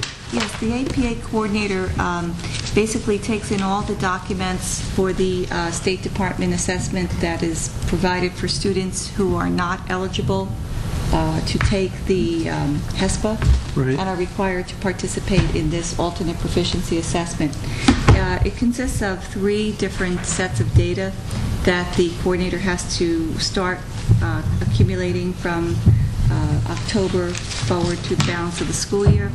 That data could be related to the areas of math and language arts that are identified for each of those students to be appropriate in terms of an alternative way of meeting state proficiencies in those areas. It's fairly complex in terms of the amount of paperwork that is generated for it, and we have about 10 students this year that should be working. Is it a certificated position? Oh, no, it's not. Have we done Okay. this every year? Oh, no, she is a teacher here. The individual is certificated and can and must be certificated to do it, but it's not, We do this every year for students, and the number varies each year. And the reason I pulled it, and I wanted to ask the questions, is because as I looked at it, it seemed to be almost a clerical type position. And so my question was, do we not have the staff to do this It has to be a teacher. already? It has to be a teacher that does it because there's an evaluative component to the data that has to be reported on to the state as part of the alternate proficiency Okay, process. so it goes beyond being a coordinator. Is this budgeted every year for the same amount? Yeah, we use the same rate as we use for Same any... hours, same everything? Yeah. The hours may change based on how many students are going to be in the program. Well, it confused me because here APA is 0. Right. In that testing cycle, it was 0. So we had no APA students this cycle. In that particular testing cycle, yeah. But in this cycle, we will. Yeah. Brandon, Can can we we get a- with this teacher doing the work and for these hours, pushing her into an overtime bracket, which Oh, is no, more than not at $30 all. an hour? Not at all. Thank you, Fran. That's a good question. Okay, can I get a, this is money, can I get a roll call vote on this? You need more, you need more pages with it. Tim. Yeah, This is C4. I know. Yeah, I got it. Mr. Binder? Aye. Mr. Fallon? Yes? Ms. Falzarano? Yes. Ms. Beckner? Yes. Mr. Horowitz? Yes. Ms. Mandel? Yes. Mr. Pepe? Yep. Mr. Sun? Yes. Dr. Yagan? Yes. Dr. Seal? Yes. Motion carries. Paul, Can I get a- before we move C6, Yes. could I just ask, and maybe it'll obviate the reason for waiving it? I heard earlier this evening that we're expecting to have someone recommended to take this position full-time by the next meeting, so I'm just objecting to approving it for the balance of the year. Yes, he won't be working in my office for the balance of the year, but he is regularly a substitute clerical person here and a substitute teacher here. So in other words, he's one of the regular people that we use in that regard. Well, has he been hired But already for that role? I think the question is, do we want to say for the remainder of the 2007-08 school year? But it's not a permanent, everyday position. No, It's it's like just a a $90 a day or I whatever it is. misunderstood it, that's It's fine. just a That's substitute position. Then I'll move C6. Can I get a second on C6? All those in favor? Oh, it's money. Whoa. Do you need a rate on here, though? Because the one thing I didn't see was any rate or salary or anything It's a like standard that. rate for substitutes. It is. It's no different than the standard rate. Okay, so you're approving him now as a substitute secretary, so we're just... Right. We're There is a rate. including There is a that rate. in his, basically in his repertoire of places where he can substitute. Okay. Is this till you find a permanent person for Irene? He's not just for me. In other words, I happen to be using him for the next 2 Is weeks. this for Irene till you find a person for permanent replacement? Actually, Dina and Karen will be carrying the heavy lift stuff, and he's basically doing some of the day-to-day. Okay, C6 then, Moved and seconded. it has been moved and seconded. Do I need a roll call? Yes, you do. Yeah, can we get a roll call vote? Mr. Binder? Aye. Mr. Fallon? Yes? Mr. Falzarano? Yes. Mr. Beckner? Yes. Mr. Horowitz? Yes. Ms. Mandel? Yes. Pepe? Yo! Mr. Sun? Yes. Nobody ever votes Dr. Yagan? Yes. Dr. Seal? Yes. Okay, we have, on the Ds, just before we start, well, does anybody want to pull any of the Ds? Yes. Which ones? D12. D12. Don't forget that there's a D15, which is walk-in, D11 I want to pull. D11 and D12 are full. Bingo. Can I move item D15 onto the agenda first? Yeah, good idea. Why do I have to move it on? It's on the agenda. No, it's a walk-in. For walking. All right. Can I get a motion to move D15 onto the agenda? Just did. Can I get a second? Second. All those in favor? Yep. All right. Opposed? Abstentions? All right, it's on. D15's on. I would then Any like to others that we move, want- Now you want to pull it, right? Not me, no. yeah, I would like to You move gotta move it onto the agenda. D1 through D10, D13, 14, and 15. So we have everything moved in the Ds except D11 and D12. Second. Do we have a second? Do we have any discussion? What color are the socks? Oh, I don't know. What color are the socks, Tom? Do you know? What are the socks for? Yes, the uniform. Oh, fencing, thank you. The uniform for our fencers. That it would any have other- like a WH or something that would be specific to that. As long as it's not an HG. Can we get the socks brought to the board meeting so we can discuss the color and make sure they're the right color? Bernie's going to model. No, I'm just kidding. Thank you, please. Only after they've worn them for at least 6 weeks, then we'll bring it. I want to sell advertising on the socks. Any other questions? Are there any other questions on We're moving the D11 separate, okay? Yeah, we're doing D11 and D12. Are there any other questions on all the Ds except for D11 and D12?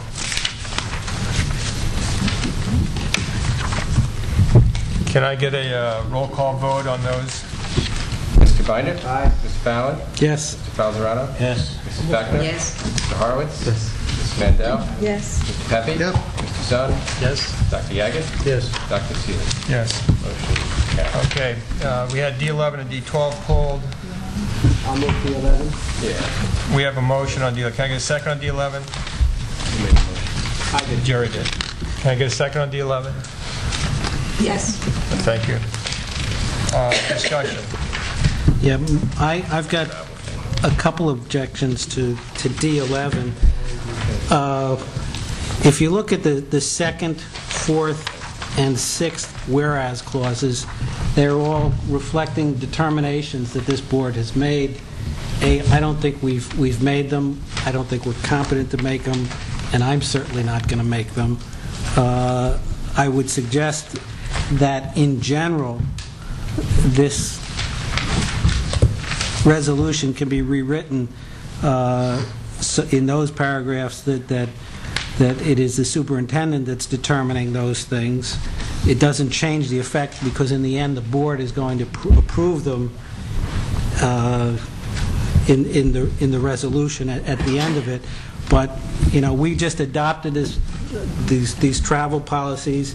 We had a long presentation from the gal Gwen Thornton about governance and our responsibility governing this district, and I just don't think that we're making these determinations. I have a second entirely separate objection to this, and that is, although I think Tim may tell me that it's got to be rewritten a little bit based upon the present plan, but I actually ended up calling NJASA today. One of these proposals that we're being asked to approve is a one-day seminar on updating the superintendent's contract and living through evaluations. I called the NJASA to try and find out what that seminar was about, and they told me they couldn't tell me because they don't put the information up until about 6 weeks or so before the program. So I don't see how even the superintendent could make the determination that's required and reflected in the second, fourth, and sixth paragraphs to approve that particular one. The other point that I brought up, I said to Tim, it looked to me as if these things were written to approve 4 members of the administration to go to each of these 5 of the 9 seminar series that New Jersey School Administrators Association runs. But Tim explained to me that the plan is not to have 4 people go, to just have 1 person go to each of them. But Tim, I do note that on the amounts approved for disbursements, we're approving disbursements for multiple people for these things. Sounds like triple damages on the board to me. Sure does. Well, we got it out of our policy, so we're safe. Can we take that one out? Oh, okay. We're safe. That's why Peter wanted it out of there. All right, Well, yeah. get your comment. Jerry, you got Same comments. Same comment? I looked at Okay. some of these schedules and I didn't understand them. I'd suggest, if it's okay with the superintendent, that we just approve the one that's already up on the NJASA program, which is that next one on marketing the schools. That's up there, and it is related to what we asked these people to do professionally. And then we just changed the whereas clauses in the second, fourth, and sixth paragraphs, strike board and substitute superintendent. May I make a suggestion? If I would modify that language, I would be inclined to state that, whereas upon the recommendation of the superintendent, the board has determined that the training program, seminars, etc., and I would make that same language for each paragraph. I'd certainly be willing to go to, whereas the superintendent has recommended, and leave the determination out of it and just go straight to the resolution. I'm still not comfortable making the determination, and I'd be compelled to vote against it if we keep it in that way. It really isn't any different than any of the other resolutions that I put forward where we say the superintendent recommends and the board approves. Basically, we're just saying the same thing in the context of this resolution. No, I think it's different because here it says that we determine that it's appropriate. We're not doing that. Upon the recommendation of the superintendent that you are, in other words, I'm suggesting to you that you recommend. Maybe the wording should be that the board accepts the superintendent's recommendation. That's fine. That's fine. I could be comfortable with that. Okay. So the board accepts the recommendation. And 2, 3, and 4? 2, 4, and 6. That. So the words that say has determined get replaced by accept the recommendation of the superintendent. I understand your point. I think it's a valid one. That's 2, 3, 4, and 6? That's No, paragraphs no, it's just 2, 4, and 6. Oh, I'm sorry, it should be 3 also. It is 4 also. It is 3 also. 2, 3, 4. Because she says then she'd be approving herself Yeah, doing I that. can't do That's that. not right. It's We're 2, saying 4, that and she 6. can go. She can't say she can go. Right.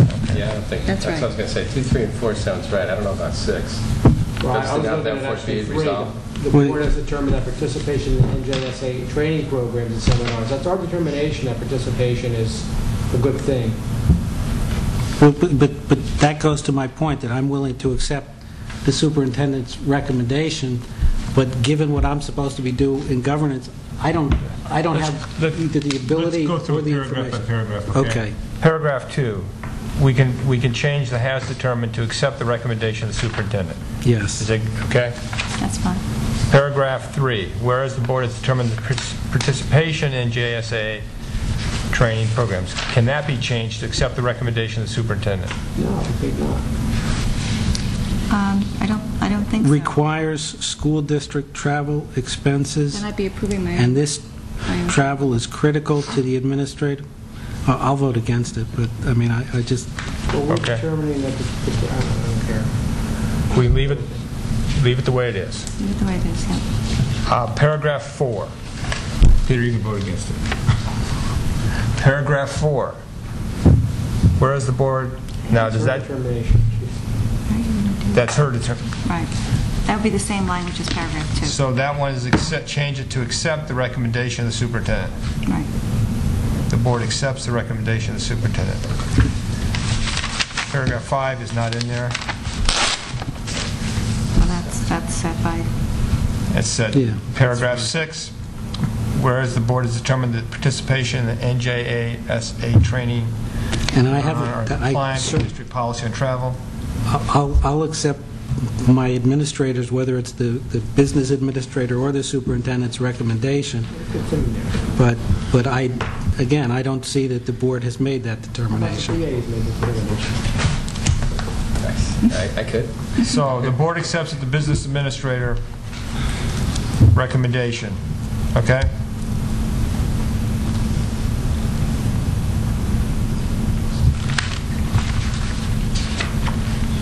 Okay, is that, so we have D11 changed now in 3 places. Who moved and seconded this? You moved it, are you all right with that? Yeah. Who seconded it? Sandy? I probably did. Are you okay with it? Can you tell me again why we couldn't change paragraph 3? I couldn't follow that. I think it's our determination that they participate. It's not up to the CSA. I mean, we're saying Fran could participate in the NJSA. No, we're saying that this travel is critical to the administrative and/or instructional needs of the district, and that's the part of it that I'm I haven't uncomfortable made a determining. determination that it's critical. Well, And that's the reason Pay the I would... annual dues in the association. I know that, but I'm just saying that the statement here is something that I've not done. Can you do it And now? vote against it. Yeah, the purpose of this recommendation, just to go back on it, the purpose of it is the NJASA is obviously Fran's association, like I have an association with school business officials. It's not only an association where we get these programs which are helpful to us and helpful, And we to the find board. helpful to the district, but also we get to talk to other people in our field, and that's a good thing. Purpose of the resolution in this format, and the ASA recommended it, just so we don't have to do this 900 times during the year. I think that's really what it was. And there's many other seminars. I had Fran go through and pick the ones that she felt were most applicable to her in the district. So it was more a matter of convenience rather than, and I know the language, there's certain things you may not like about it, that's apparent. But, Critical's a very strong word. I understand that, Brady. How about beneficial? The intent. Useful. Well, to that point, it's number 2 that we should have left alone. We've determined that these are good things, are directly related to within the scope of their administrative things. I disagree, Jerry. I don't think we have determined. Hold on. All right, just we've got paragraph 2, 4, and 6 have all been changed. We're on a discussion about paragraph 3 now. We're not on a discussion of paragraph 2 anymore, okay? So let's just stay focused on 3. I think, let me just point out to you, this is a statement that says that if we were to say that the board accepts the recommendation of the superintendent, then we're accepting her recommendation that this travel is critical for her. And I think that's probably not appropriate. I think the board has to say this is what our recommendation is, and we think this is important for them to go take it. I can live with the fact that they're going to the association, their industry trade group, which would be the parlance in mind. It's important to go to. It's something that would be necessary. I would leave it the way it is. That would be my position. Strike the word critical. Say it was necessary, perhaps, rather than critical. I would just take out the word critical. I'll buy that. That the travel is necessary, whatever appropriate. Or helpful or beneficial or something. Helpful, yeah. And just leave it like that. And then, because then it doesn't take on this weighty, it's going to be good for you. I don't know that it's critical. I mean, that's like life or The death. school will close down the school if you don't go. Ask Jerry if he'll accept the beneficial instead of critical. Will you accept beneficial or critical? Beneficial works for me. Okay. Beneficial. Beneficial is the word. Is that the word you want? Okay, so we have 4 changes on this. You're all right with the changes? I'm perfect. You're still all right with the changes? Any other discussion on D11? Tim, are we going to amend this so that we're only approving one person for each of these? Well, I think Or are we being asked to approve 4 people for each of these? probably that amendment should come in D12 Yeah.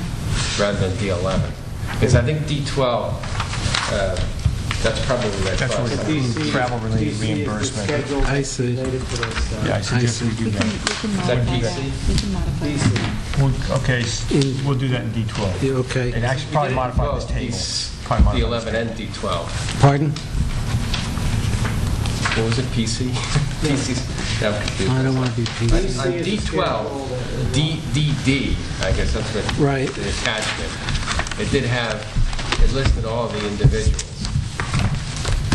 And under that, we could probably modify that to show just, I don't know how to do that. Why don't you just say One up of to the- one person selected from this list? Say up to 2 For each- people. Up to 2 people from each event. Asterisk them. Yeah. No, just, you don't have to pick them now, but just No, we- add a up sentence to your... up to 2 persons. Would that be appropriate? Okay, so D11 then we're going to, D12. I'm sorry, we're going to modify D12 to say up to 2 people can, okay? On the Well, I would say NJASA for November events. 27th, why would 2 people go to that one? Well, no, I'm saying up to 2 persons. I would not bring 2 people. I would be the only attendee. Up to 2. That would be at my discretion. I'm not bringing anyone else besides me to that one. You know, guys, I'll point, So leave November 27th to you. Okay. Why would we put anybody else there if nobody else would go? No, you're right. you know, we are down to deciding a $300 expenditure on a superintendent going to a meeting. Honestly, I think this is excessive. I'm sorry. No, it wasn't the second person, his point. Not the first person. Can we just, I think that this administration will make what is a reasonable decision on how many people should go to these things without us spending a lot of time discussing it. Okay, we've got a decision, can we get a vote on D11, and then we'll address the number of people attending in D12, okay? Can we get a vote on D11? Paul, before that, I do want to point out, though, we're talking about a $2,400 item if we're approving for all 5. I agree. And I also, we have to remember that we have to pay for training this year out of the same budgeted funds for every member of this board. And so that's one of the reasons I raised this with Tim, is we didn't know when we did our budget last year that we were going to have to pay for training for each member of the board. I'm not disputing the total number. I'm only saying that we're down to deciding whether 1 or 2 goes. Can we get a vote on D11? Who moved it? Jerry moved it, Sandy seconded it. It's been amended in 4 places. It's No. This is the travel stuff. We have to do it by roll call. Can we get a roll call vote? Can I just a clarification? Are we voting on No, all we're not. 5 seminars? No, we're not voting on those at all. Those are going to be voted on D12. Yeah, we're doing it. DC is the schedule that goes with this, so why don't I say that? Yeah, DC is on 11. I hear what you're saying. Yeah, I think D11 and D12 are really, Conjoined. they are. And can we add something to the 11th? All right, we have language on there in the second to last paragraph that says that the board hereby approves the attendance of the listed district employees. I would suggest that we change that to say that the attendance of 2 employees, no more than 2 employees, the listed NJSA training programs, okay? Good. Excellent. This now, D11 has now been modified in 5 places. I'm not making a big deal. I just want you to know that we got 5 places in there. If you want to know what they are, I can read them back to you. No. It should be 6. Okay, and I think that then, now do we have to then modify D11, D12 then? That's later. You want to vote on D11 first? D11 first. I can vote on D11. We need a roll call vote on D11? Yeah, travel you have to. Yes. Okay. That was a Oh, you request, were not a request. Mr. Binder? Sorry about that. Mr. Fallon? No. Mr. Falzarato? Yes. Mrs. Beckner? Yes. Mr. Horowitz? Yes. Mrs. Mandel? Yes. Pepe? Aye. Mr. Sun? Yes. Dr. Yaget? Yes. And Dr. Seelig? And I'm going to try D12. Yes. All right, we have now D12. Can I get a motion on D12? I move it. Can I get a I'll second it. second? Got a move and a second. Now, there's a whole list. It's relative to this. It's a list of travel-related reimbursements and attendance to various seminars and workshops per the attached. Can you repeat the same words maybe and make an amendment? Up to 2? It's just numbers now. Just dollars. No language. Referring to The list, DD is part of it. But it's just numbers. You got to make it match D11. I think that's okay, Paul. I think that's... I mean, we've limited it in D11 to 2, and 12 is what it could be if, right? And so I think we could vote on 12 As long as As it's is. D11. 2 employees. to match D11. And the reason I separated it was Paul, Rod, and Bernie have to abstain. That's true. That was my main reason for separating it. You can take out the travel. I will never ask for it. And Tim, it may be helpful in the future. $115. I'm not even going to put in for it. It may be helpful in the future if you know there's board members. That's a good point. Tim, I'm sorry. it may be helpful in the future if there's board members' names that you put it on the agenda so they know they have to abstain or just indicate it. From their travel. And they're Just just- break it up Yeah. somehow. So we have Well, to this is abstain. kind All of right, can I virgin get territory a, for us, too, Yeah. you know? It's kind of virgin territory for us, too. I know, but can I get a roll call vote on D12 then? I wonder if it's even better for us to break this one into 2 parts, one that deals with staff and one that deals with board members. That's probably a good You could do idea. that, that's probably... Yeah, I think that's... Do you want to do it on this one? Yes. Okay. Then we have to amend I'd like to make D12. an amendment to take off all board members' names from page DD. I need a second on that amendment. second it. I need a hand vote to say, All those in favor say aye. Aye. Opposed? Abstaining? Thought you weren't listening. Okay, so now, just so you're aware of it, the vote now is on D12, has to do with attachment DD, and my name and Bernie's name and Rob's name have been removed from that list, and we'll vote on those separately on the next, with the next motion. Can I get a roll call vote on that? On D12, and then we'll do D12 prime after that. Okay, we're going to have a roll call vote on just D12. On D12, missing with the names as amended, with my name, Bernie's name, and Rob's name removed. Got it. Mr. Binder? Aye. Mr. Fallon? No. Mr. Falzarano? Yes.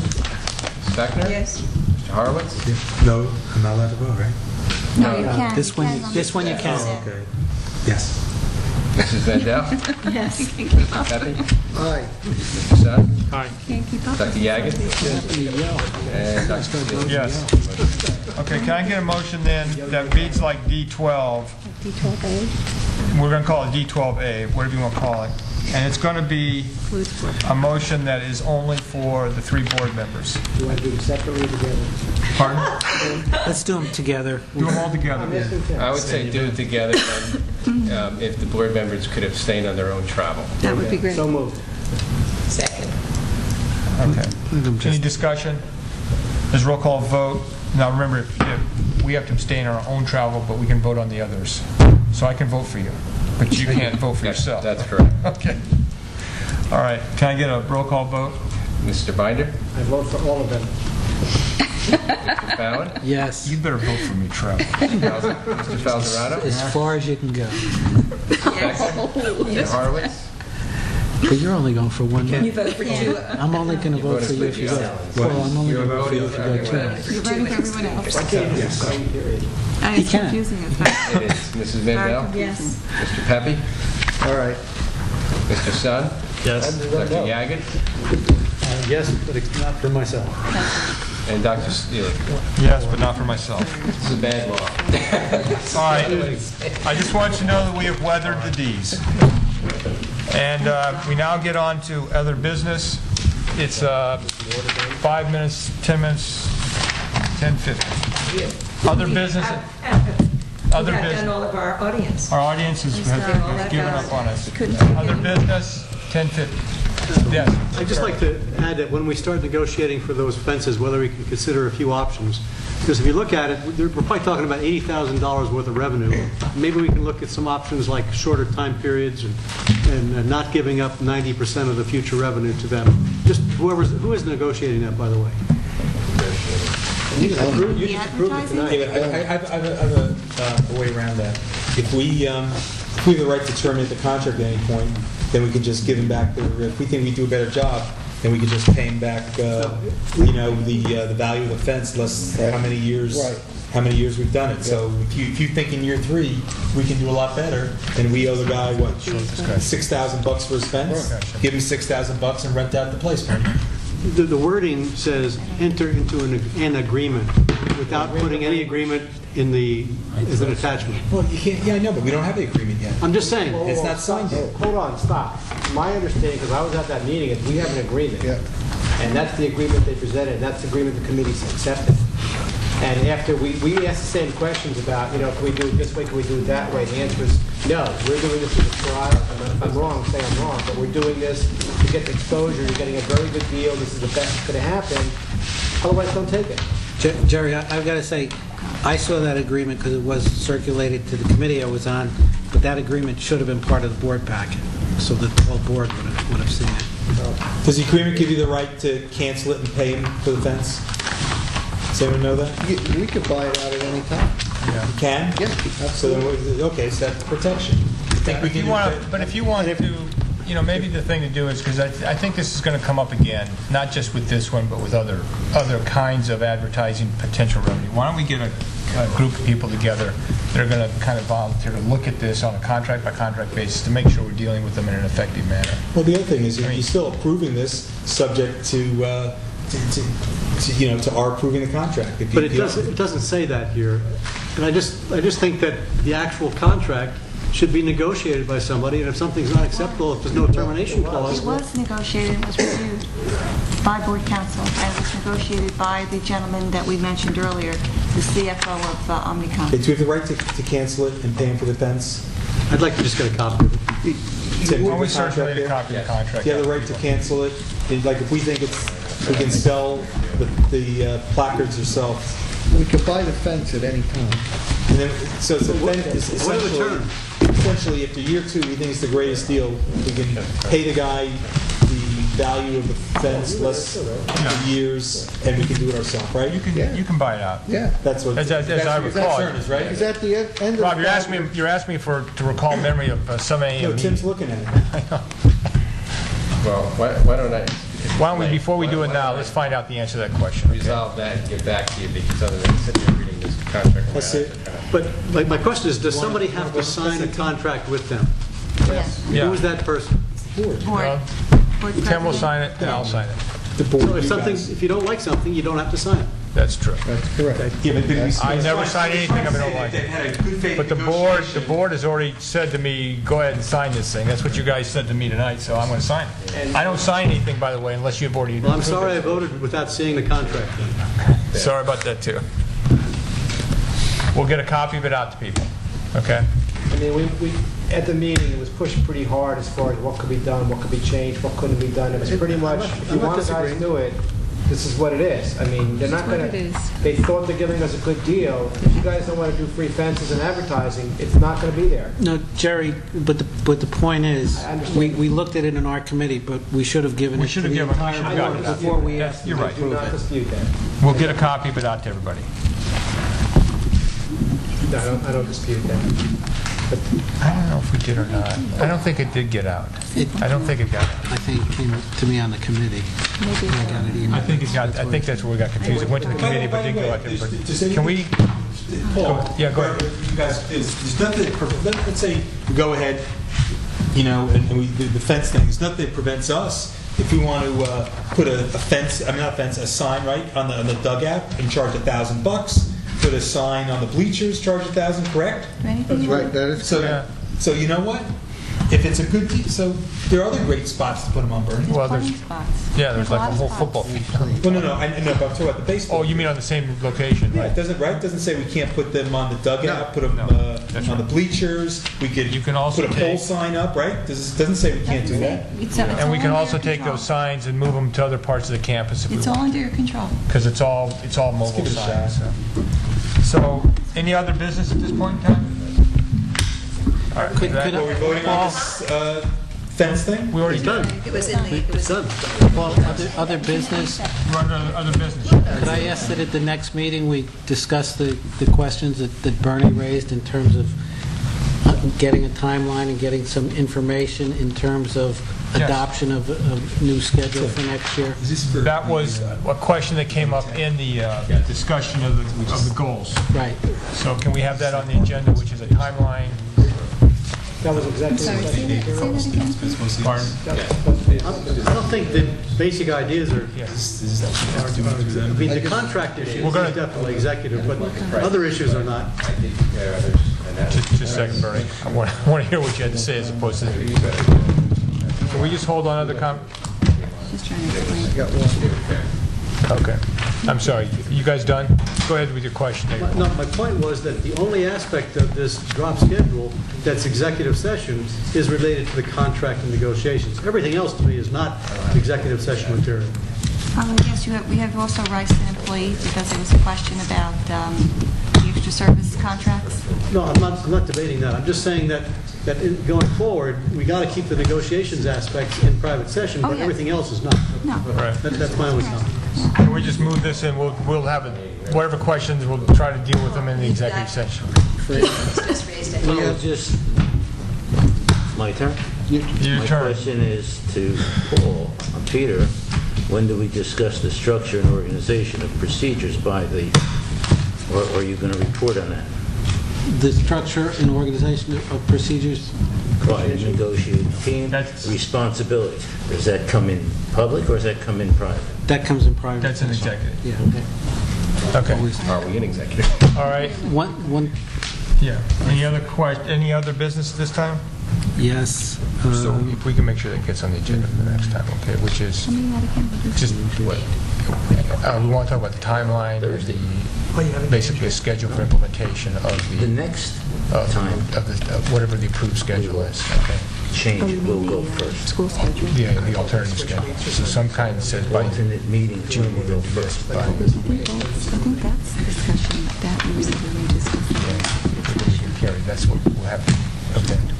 I'm sorry, go ahead, Peter. The one other piece of business I just wanted to mention, now that we have such a large audience, is I want to caution everybody just to be careful over the next several months, both in terms of budget projections and whatnot, that we are going into negotiations this year. So when we make determinations or discussions at public meetings about what we think would be an acceptable budget for next year, that's going to factor immediately into the negotiation. So I ask everybody just to use their discretion in how much of that to discuss in public sessions at our meeting, as opposed to private sessions.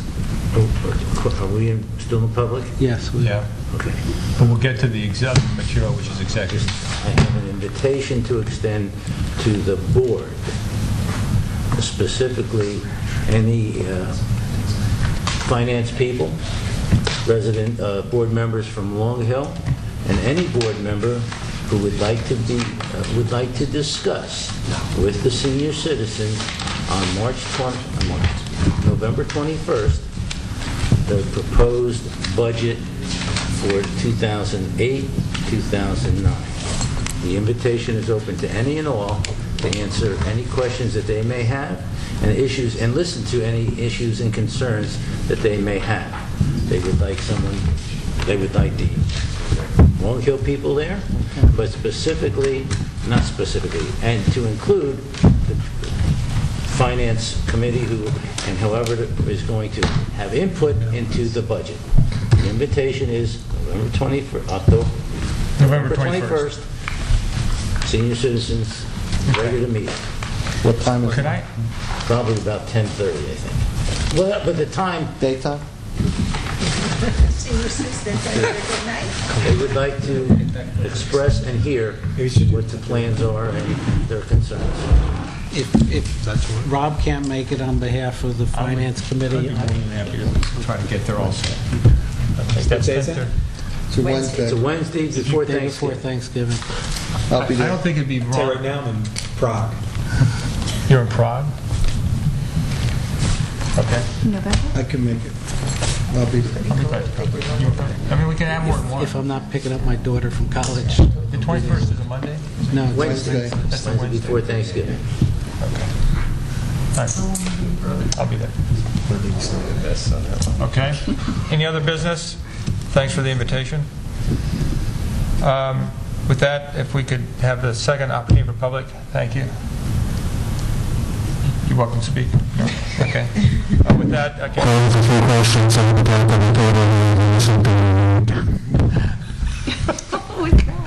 I'd like to move This to go into executive. this is God speaking. Can we get a motion to move into executive session? God speaking. Second. All those in favor? Aye. We're in executive session.